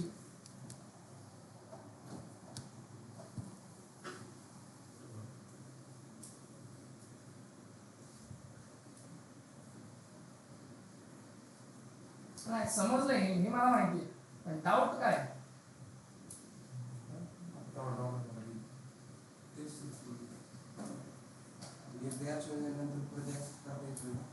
जर एकदा ऍक्सेस केला आपण तू त्याच्यामध्ये गेला होता स्टँडर्ड मध्ये आहे. भाजी घेतली काही मार्केटमध्ये भाजी, हा कॉस्ट बोल. कॉस्ट आता सपोज आता आपण ऍक्सेस करतो 90 डेजचा ना. एकच मिनिट हा, एकच मिनिट. ऑनलाईनला प्रश्न मोंडरात एक काय तुमचा, बोला काहीतरी. 90 डेज मध्ये जर आपण ऍक्सेस केला मग तो स्टँडर्डचीच प्राइस घेणार ना. स्टँडर्डचीच प्राइस घेणार, मग पण स्टँडर्डची प्राइस घेणार आणि पुन्हा 1 डे पासून परत 90 दिवस थांबणार. हा, कॉस्ट इन्क्रीज होत जाणार ना सर. येस. अजून काय? त्यामुळे एकदम जो जुना डाटा आहे तोच परत तुझा आता आपण ऑलरेडी जो स्टोअर केला होता ना, मग नंतर जेव्हा आपण त्याला आर्काइव्ह मध्ये त्यावेळेस त्याची कॉस्ट कमी होत होती. हा, पण आता तो डेटा आपण रिट्राय करतो त्याची कॉस्ट ऍडिशनल होती ना, मग ते इन्क्रीज होत जाणार. सेकंड थिंग, जी स्टार्टिंग परत तिथनं स्टार्ट होणार जिथनं आपण ऍक्सेस केलं ना, मग परत ते स्टोरिंग बरोबर. हा हा, मग त्या दोन गोष्टी आहेत त्यामध्ये. कॉस्टिंग मध्ये ते परत टाइम पण घेत. अजून स्टोरेज मध्ये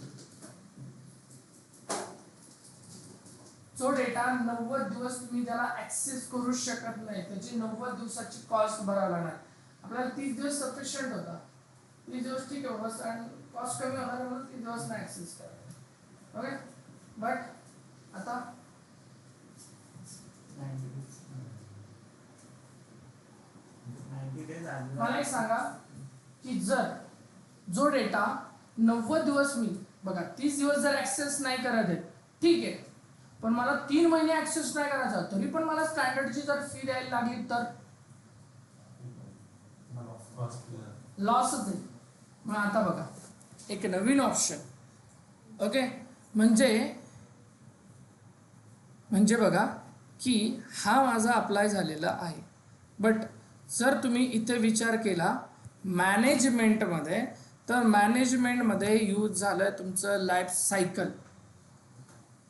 आता इथे तुमचा अजून डाऊट सॉल्व्ह होणार आहे की लाईफ सायकल हा एक नवीन टूल आहे ज्यामध्ये तुमची कॉस्ट रिड्यूस होणार आहे 1 by 1. जसं की बघा की मी इथे पुन्हा कॉन्फिगरेशन करतो. कॉन्फिगरेशन केल्यानंतर बघा मी सिंपल लाईफ सायकल रूल करतो.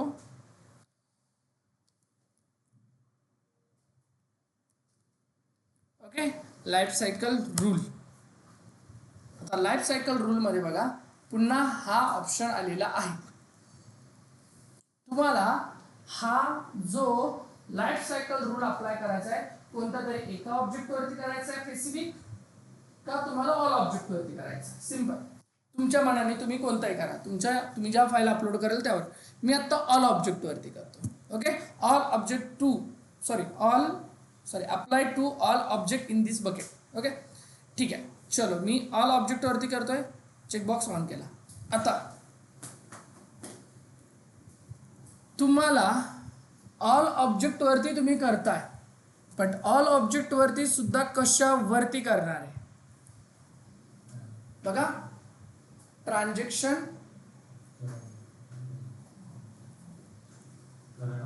Current version of object between store class. Current version म्हणजे काय? Shweta, current version, what is current version? Current version. जो डेटा तुम्ही जस्ट अपलोड केलाय त्याला बोललं जातं current version. Sorry current version. Okay. So मला हा डेटा म्हणजे मी जे हे लाईफ सायकल अप्लाय करणार आहे ते कशावरती करायचं आहे. माझे जे करंट व्हर्जन म्हणजे माझे रनिंग व्हर्जन जे चालू आहे त्यावरती करायचं आहे की माझे नॉन करंट व्हर्जन. आता नॉन करंट व्हर्जन म्हणजे काय. जे नॉन करंट व्हर्जन म्हणजे जेव्हा तुम्ही बकेट व्हर्जनिंग अनेबल केल्यानंतर तुम्ही जर सेम फाईल अपलोड करत जा. So bucket version means skipping multiple variant in this object in same bucket. म्हणजे त्याचे व्हेरियंट जे तुमचे खाली जे स्टोर होणार आहे तुम्हाला त्यावर अप्लाय करायचं आहे का. बरोबर ना. प्रोजेक्ट माझं प्रिव्हियस माझं ओल्ड जे प्रोजेक्ट होतं त्याच्यावर अप्लाय करायचं आहे की तुम्ही न्यू प्रोजेक्ट अप्लाय केलाय त्याच्यावरती करायचं आहे. सिम्पल. ओके. बघा एक्सपायर करंट व्हर्जन तुमचं एक्सपायर जे करंट व्हर्जन जे एक्सपायर झाले ते त्याच्यावर अप्लाय करायचं आहे. ओके. किंवा permanently delete non current version तुम्ही परमनंटली डिलीट सुद्धा केल्यानंतर बघा डिलीट मार्कमध्ये जातो मग तुम्हाला त्याच्यावरती करायचं आहे की तुम्हाला डिलीट एक्सपायर ऑब्जेक्टवरती करायचं आहे. ते सगळे ऑप्शन आपण जेव्हा बघितले होते डिलीट मार्कर परमनंट प्रोजेक्टच्या पुढे एल. ओके. तुमचं अपलोड झालेला डेटा कशावरती अपलोड करायचं. So simple. मी इथे काय करतो बघा मी आत्ताच एक डेटा अपलोड केला आहे तर मी करंट व्हर्जनवरती करतो. डन. करंट व्हर्जनवरती केल्यानंतर बघा हा मी पुन्हा करंट व्हर्जनला अनेबल करतो. आता इथे आलं बघा तुमचं transaction current version of object between storage classes. आता मला एक सांगा स्टँडर्ड क्लासेस नंतर तुमचा दुसरा क्लास कोणता आला होता. स्टँडर्ड आहे. I means infrequently access. इथं बघा स्टँडर्ड आय आले का इनफ्रिक्वेंटली ॲक्सेस. पण इनफ्रिक्वेंटली ॲक्सेसमध्ये तुमचा जेव्हा तुम्ही सिलेक्ट कराल तेव्हा तुमच्या डेटाला 2 दिवस ठेवून नाही चालणार. आणि तुम्ही केलं तर बघा minimum of 30 days required 30 days करून टाका. मग आता 30 दिवसापर्यंत हा बोल ना. ओके. तर 30 दिवसापर्यंत तुम्ही डेटा काय करू शकता स्टँडर्ड मध्ये ठेवू शकता. पण 30 दिवस झाल्यानंतर ऑटोमॅटिकली स्टँडर्ड आय मध्ये स्टँडर्ड आय मध्ये आल्यानंतर तुमच्या डेटाची कॉस्ट रिड्यूस झाली. क्लिअर. आता रिड्यूस झाल्यानंतर बघा की इथे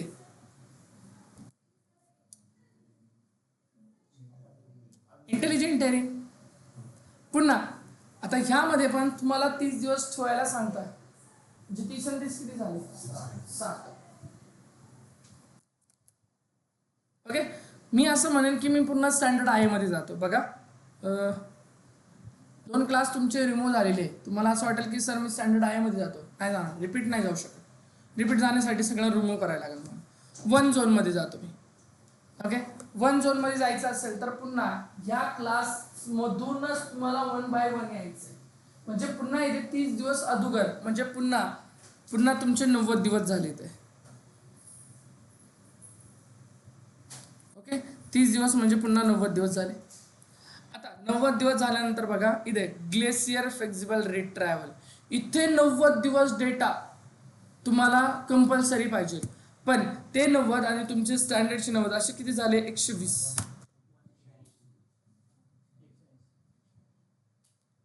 हे फ्लेक्झिबल आहे डीप नाही.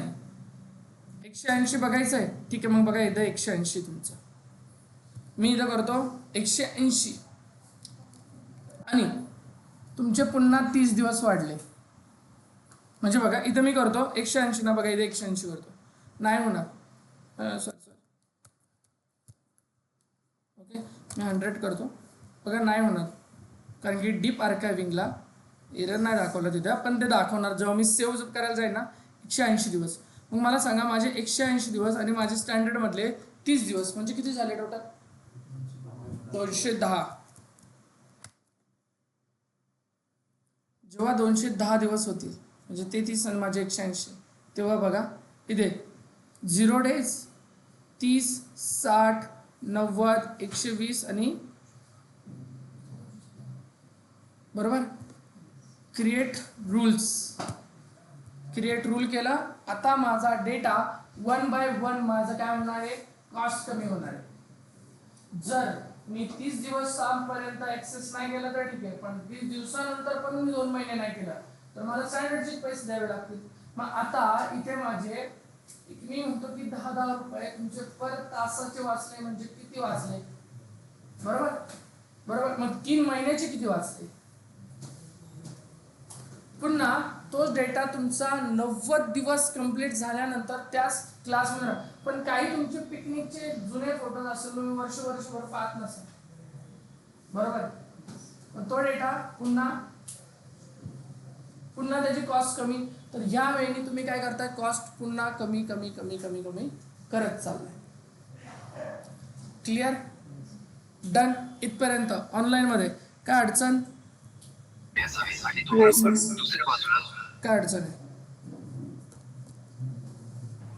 No sir. ओके. सो आता बघा की सिंपल की जेव्हा तुम्ही डेटाला जसं की बघा, मी आता इथे थोडासा सिनारिओ बघा की मॅनेजमेंट मध्येच आपण एक दुसरा पॉइंट जर तुम्ही बघितलं, मॅनेजमेंट मध्येच ओके, दुसरा पॉइंट जर तुम्ही बघितला तर रेप्लिकेशन रूल खूप सिंपल टॉपिक आहे, पण ह्या टॉपिक मध्ये अगोदर तुम्ही प्रॉब्लेम स्टेटमेंट समजून घ्या. ओके. इंटरव्ह्यूचा question, what is a life cycle rule and what is a replication rule. Okay. आता जसं की बघा की रेप्लिकेशन रूल हे कशासाठी, कुठे आणि कधी आणि कसं यूज होणार आहे. ओके. जसं की मी तुम्हाला बोललो की माझी ही काय बकेट आहे. एक मिनटं. हां, नाही, रेप्लिकेशन रूलमध्ये बघा, इथे बघा,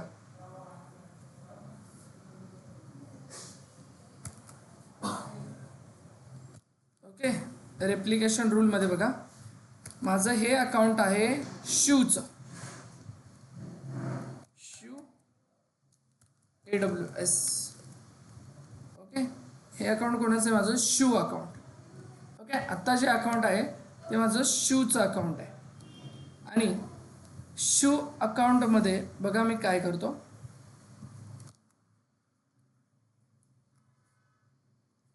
शिव अकाउंटमध्ये 3 अवेलिटी झोन आहे, बरोबर. एक रिजन त्यांनी सिलेक्ट केला, जसं की बघा शिवनी कोणता रिजन केलं आहे? मुंबई. ठीक आहे. मुंबईमध्ये जर तुम्ही आलात तर शिव कोणता अकाउंटमध्ये, आता सपोज कन्सिडर करा मुंबईमध्ये. ओके. प्रत्येक मुंबईच्या रिजनमध्ये किती अवेलिटी झोन असतात? 3. ठीक आहे. 3 अवेलिटी झोन आहे. आपण कन्सिडर करू की आत्ता 2च आहे. ओके. आपल्याला तसे पण 2च लागतात. ओके. कन्सिडर करू 2च आहे, म्हणजे 3 आहे असं समजा, पण 2 मी केले ते. जर शिवनी एक वेबसाईट, म्हणजे आपण स्टॅटिक वेबसाईट शिकलो का, जर स्टॅटिक वेबसाईटच्या ऐवजी, म्हणजे स्टॅटिक वेबसाईटच बघा जी मुंबई रिजनमध्ये, ओके, जी कुठे इथे नाही करत मी, एक मिनटं,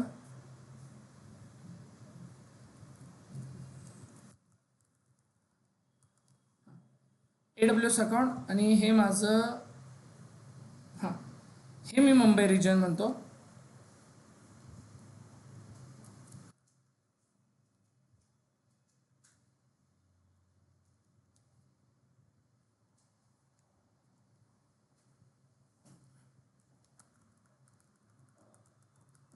हे माझं मुंबई रिजन आहे.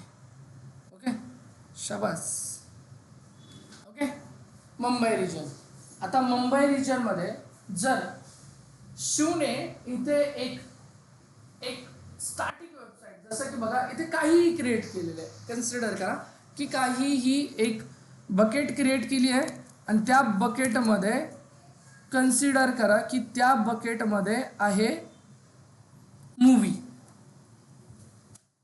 ह्या बकेटमध्ये काय आहे? एक मूवी आहे. आणि मुंबईमधले जे युजर आहे ह्या बकेटला ऍक्सेस तर करतात आहे, ठीक आहे. त्यांना ऍक्सेस लवकर मिळेल का? इथे अजून एक रिजन आहे टोकियो मधल्या युजरला ऍक्सेस लवकर मिळेल मुंबईला, कारण की माझा डेटा कुठे? मुंबई रिजन मध्ये, मुंबई रिजनच्या अबिलिटी झोन मध्ये. पण झालं काय बघा की इथे टोकियोचे जे युजर आहेत, ओके, जसं की फ्लिपकार्ट अमेरिकेचे आपण ऍक्सेस करतो, मग आपल्याला एकदम लॅटेन्सी इश्यू रिझॉल्व्ह कसं काय होतो, म्हणजे आपल्याला लगेच ऍक्सेस कसं काय मिळतो, त्यांच्या तुलनेत आपल्या तुलनेत लॅटेन्सी इश्यू आपल्याला आला पाहिजे, बरोबर, पण तो येत नाही. तसंच शिवनी बनवलेली बकेट त्यामध्ये असणारा कोणताही एक मूवी जो की टोकियो, बघा इथे माझ्याकडे एक रिजन सुद्धा आहे, जसं की कन्सिडर करा, हां बघा टोकियो, ओके. सो हे टोकियो रिजन आहे, मग मी इथे टोकियो लिहितो.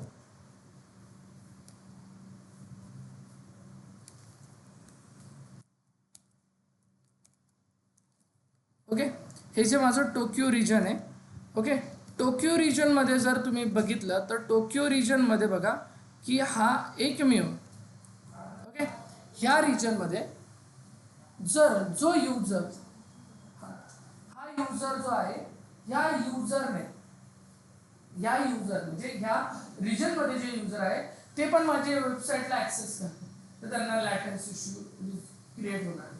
म्हणून replication, what is a replication? Replication म्हणजे बघा की एक कॉपी क्लोन, म्हणजे तुमच्या बकेटचा सेम एक कॉपी क्लोन दुसऱ्या रिजन मध्ये तुम्ही रेप्लिकेट करता, क्रिएट करता, ओके. म्हणून मी इथे बघा, मी एक इथे बनवली बकेट, ओके. मग बकेट मध्ये असणार बघा, हा सिंपल झालं, ओके.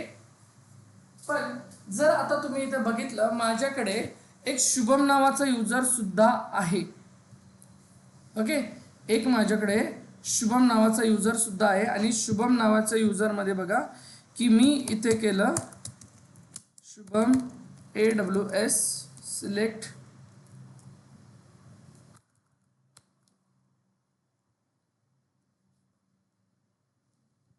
बघा माझ्याकडे शुभम नावाचा युजर सुद्धा आहे. तर शुभम नावाच्या युजरचं हे अकाउंट आहे, कोणतं? AWS अकाउंट कोणाचं आहे? तर शुभमचं आहे. सिंपल, जर हे अकाउंट जर शुभमचं आहे, ओके, हे अकाउंट जर शुभमचं आहे तर शुभमच्या युजरच्या अकाउंटमध्ये बघा की मी माझी क्रिएट केलेली बकेट सेम शुभमच्या अकाउंटमध्ये सुद्धा रेप्लिकेट करू शकतो, ओके.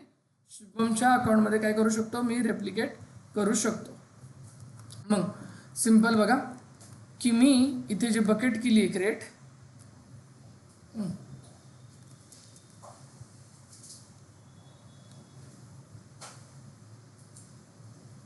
शुभमच्या अकाउंटमध्ये मी केली बकेट एक सिंपल क्रिएट, ओके. सो आता बघा कशी करणार किंवा कसं ते बघा. सिंपल, मी आलो रेप्लिकेशन रूलमध्ये, क्रिएट रेप्लिकेशन रूल. बघा आता रेप्लिकेशन रूलमध्ये देताना तुम्हाला रेप्लिकेशन रूलचा ID म्हणजेच त्याचं नेम इथे द्यावं लागेल, ओके. Replication rule. आता तुम्हाला स्टेटस काय ठेवायचं? तुम्ही स्टेटस अनेबल ठेवणार आहे, कारण की दुसऱ्याला तुम्हाला शेअर करायचं, ओके. मी स्टेटस अनेबल ठेवलं. त्यानंतर बघा तुम्हाला तुमच्या सोर्स बकेटचं नेम काय? Demo, okay. रिजन कोणता आहे? मुंबई, ओके. मुंबई रिजनने. सो सिंपल, इथे बघा की तुम्हाला इथे पुन्हा की काय शेअर करायचं आहे, एक कोणता तरी फीचर्स की all apply to all object this bucket, okay, एवढं करायचं आहे, ओके. मी पुन्हा ऑल ऑब्जेक्ट करतो. बट आता इथे बघा काय सांगितलंय रे? डेस्टिनेशन म्हणजे बघा की choose a bucket in this account, क्या specify a bucket another account. तुम्हाला ह्याच अकाउंटमध्ये करायचं आहे का अनदर अकाउंटमध्ये करायचं आहे? आपण तर ह्या अकाउंटमध्ये करू शकतो किंवा अनदर, तुमची रिक्वायरमेंट. पण माझे टोकियोचे युजर या बकेटला ॲक्सेस करू शकत नाही. मला क्लायंटला शेअर नाही करायची, माझीच बकेट आहे, ओके. सो सिंपल बघा, मला दुसऱ्या क्लायंटला जरी करायची असेल तर टास्क करायचं आहे तुम्हाला बघा की इथे तुमच्या दुसऱ्या अकाउंटचं हे जे ID आहे ना, हा ID 12 GB सॉरी टेल नंबरचा, हा इधर तो डिजिट तुम्हाला ते डिजिट टाकायचे आहे, ॲड करा. आणि त्यांच्या रिजनमध्ये जो कोणतं रिजन म्हणजे अकाउंट आहे त्या अकाउंटमध्ये तुम्हाला बकेट, आता मला सांगा मी बकेट ऑब्जेक्ट अपलोड करायचे म्हणजे मला काय लागणार आहे, बकेट लागणार आहे. तुमच्या अकाउंटमध्ये त्या अकाउंटमध्ये बकेट क्रिएट हवी. आता तुम्ही सगळेजण मिक्सच आहे, तुमच्यामध्ये बकेट क्रिएट करून तुमची याला याची याला असे शेअर करा. Okay, simple. पण आता मी माझे ह्याच अकाउंटमध्ये क्रिएट करतो. ह्याच अकाउंटमध्ये क्रिएट केलं तर बघा की पुन्हा मला इथे बकेट विचारलं जातं. पण बकेट विचारलं जाते म्हणजे मला टोकियोमध्ये एक बकेट बनवावी लागेल. चलो मी टोकियोमध्ये जाऊन एक बकेट बनवतो. जसं की बघा मुंबई रिजन मला चेंज करावं लागेल. मला टोकियोमध्ये अपलोड करायचे असेल तर मला टोकियोमध्ये लागेल बकेट. मी सिंपल टोकियोमध्ये रिजन चेंज केलेलं आहे आणि मी टोकियोमध्ये बनवणार आहे बकेट. कारण डायग्राममध्ये बघा तुम्हाला इथे बकेट हवी आहे तर मी इथे बनवतो एक बकेट. क्रिएट बकेट टोकियोमध्ये बकेट क्रिएट केल्यानंतर बघा की सिंपल टोकियो डेमो मेंटोरे डन. मी बकेट क्रिएट करतो. क्रिएट बकेट ऑलरेडी आहे, ठीक आहे. .com create bucket. ओके, चलो माझी बकेट एक क्रिएट झालेली. आता तीच बकेट तुम्हाला इथे शो होणार आहे. ओके, बघा रिफ्रेश करावं लागेल मला.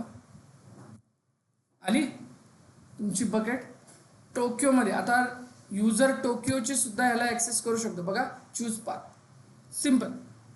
पण तुम्हाला बकेटचा बघा अनदर ट्रॅफिक तुमच्या त्या बकेटमध्ये यायचं असेल तर तुमच्या बकेटला तुमचं बकेट व्हर्जनिंग काय करावं लागेल, अनेबल करावं लागेल. सो तुम्ही इथून सुद्धा बकेट व्हर्जनिंग अनेबल करू शकता.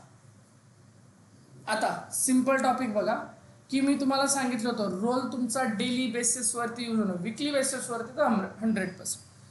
तुम्ही इथं क्रिएट न्यू रोल करा किंवा चूज फॉर एक्झिस्टिंग रोल करा. म्हणजे तुमच्याकडं अदुगर क्रिएट असणारा रोल बघा. अदुगर क्रिएट असणारा रोल क्रिएट करायची गरज नाही आहे किंवा इथं रोल क्रिएट करायचं.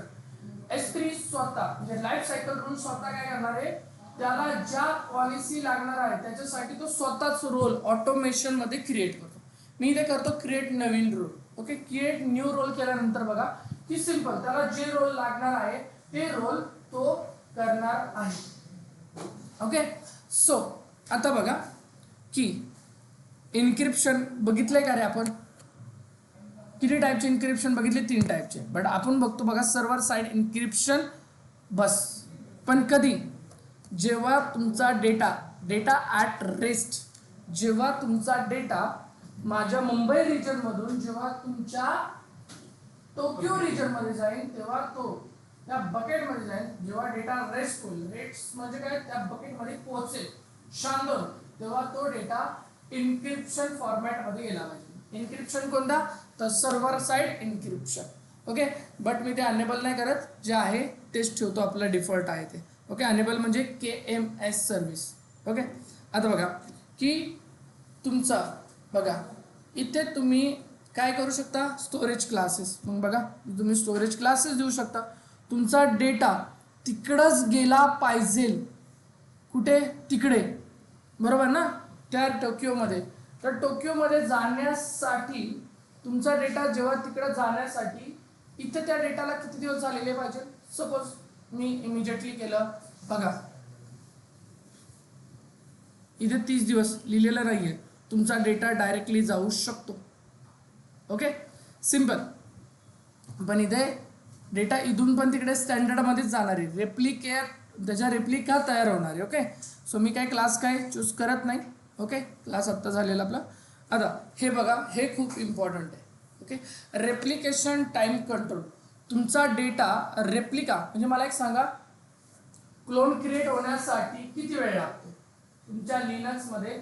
सर्व्हर दुसरा क्लोन क्रिएट होण्यासाठी किती वेळ लागतो, 5-10 मिनिट, बरोबर. आता तो तुमच्या सिस्टीमवर होणार.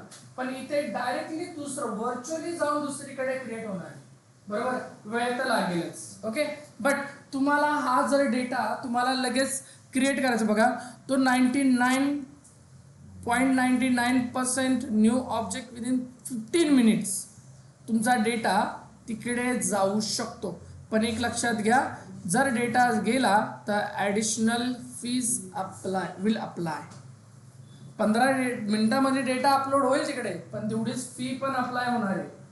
सगळ्यात कॉस्टेबल जातात हे तुमच्या ही सर्व्हिस. म्हणजे जे मी आता शिकवतो रेप्लिकेशन रूल आणि क्लाउड फ्रंट या दोन्ही सेम वर्क करतात. ओके, हे झालं स्टॅटिक साठी, पण क्लाउड फ्रंट यूज होतो तुमचं डायनामिक साठी. ती पण सर्व्हिस आपल्याला बघायची. ओके, सो इथे बघा, मी 15 मिनिट नाही, मी काय हा चेकबॉक्स ऑन नाही करत, लागू दे वेळ. ओके, पण 15 मिनिटात जाणार आहे. ओके, आता बघा रेप्लिकेशन मॅट्रिक. मी जे तुम्हाला आता मॅट्रिक सांगितलं मॉनिटरिंगसाठी ग्राफ तयार होतो.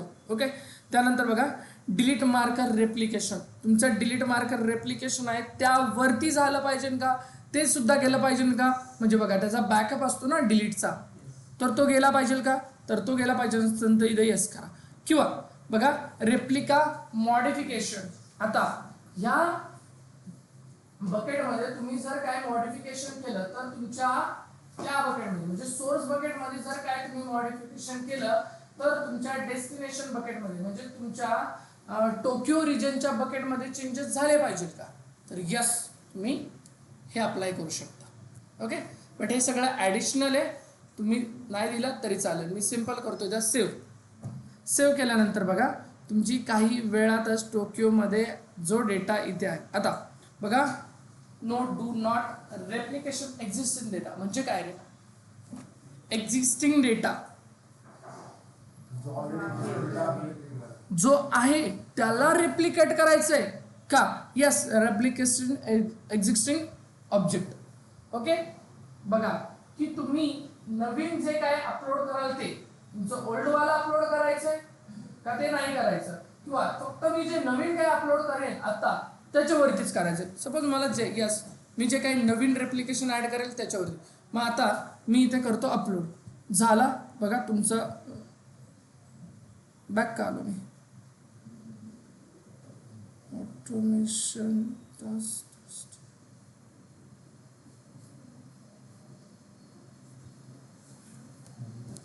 Create new role save. Bucket नव्हती चूज केली का,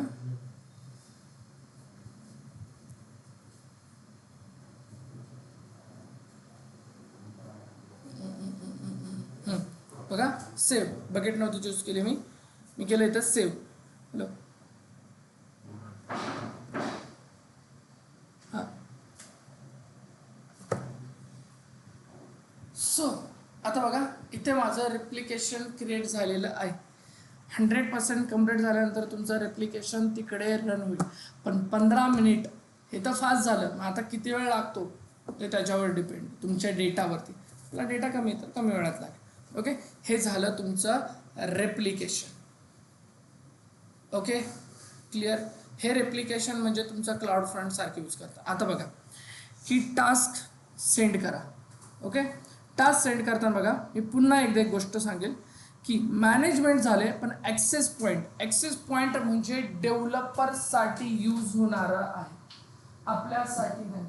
S3 हा बघा स्टॅटिक वेबसाईट हा डेव्हलपर यूज करतो.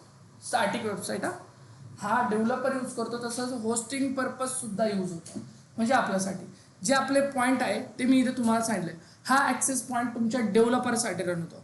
म्हणजे आज तुमचं काय झालेलं आहे बघा, आज तुमचं झालेलं आहे S3 सर्व्हिस कंप्लीट. आता सेकंड पॉईंट बघा की जर मला उद्या नाही सॉरी आज ठीक आहे उद्या 10 वाजेपर्यंत तुम्ही जे काही नोट्स रायटिंगमध्ये ऑनलाईन नीट आहे का, परत सांगायला नका लावू. तुम्हाला जे काही मी डेटा म्हणजे जे काही नोट्स जे काही लिहून दिलेलं आहे, ओके, जे तुम्ही शिकवताना लिहून नाही घेतले ते रेकॉर्डिंग बघून लिहून घ्या. त्याचे फोटोज मला आले पाहिजे उद्या. कशाचे, तुमच्या बुकवरचे. दुसरी गोष्ट IAM सर्व्हिसचे जे काही शिकवलं आहे ते सगळं पॉईंट ना पॉईंट त्याचे सगळे फोटोज उद्या आले पाहिजे. तिसरी गोष्ट ओके, की तुम्हाला S3 मध्ये जे काही शिकवले, जे काही टास्क दिले ते उद्याच्या उद्या आले पाहिजे. जर उद्या मला टास्क आले नाही, 23 नंबर बॅच, ओके, 21 वाल्यांनी करा, okay, 23 number batch, okay, 20 number 1 ह्यांचे कोणाचे झाले नसेल तर त्यांनी पण करा. मला सगळं आलं पाहिजे. कधी? उद्या 10 वाजेपर्यंत. सगळ्यांना रेकॉर्डिंग लेक्चरचा ॲक्सेस मिळालेला आहे. जर उद्या तुमच्यापैकी कोणाचं जर झालेलं नाही तर मी त्याची नावं ग्रुपवर मेन्शन करून संकेत सरांना मेन्शन करा. Task compulsory. ओके, ठीक आहे, चलो.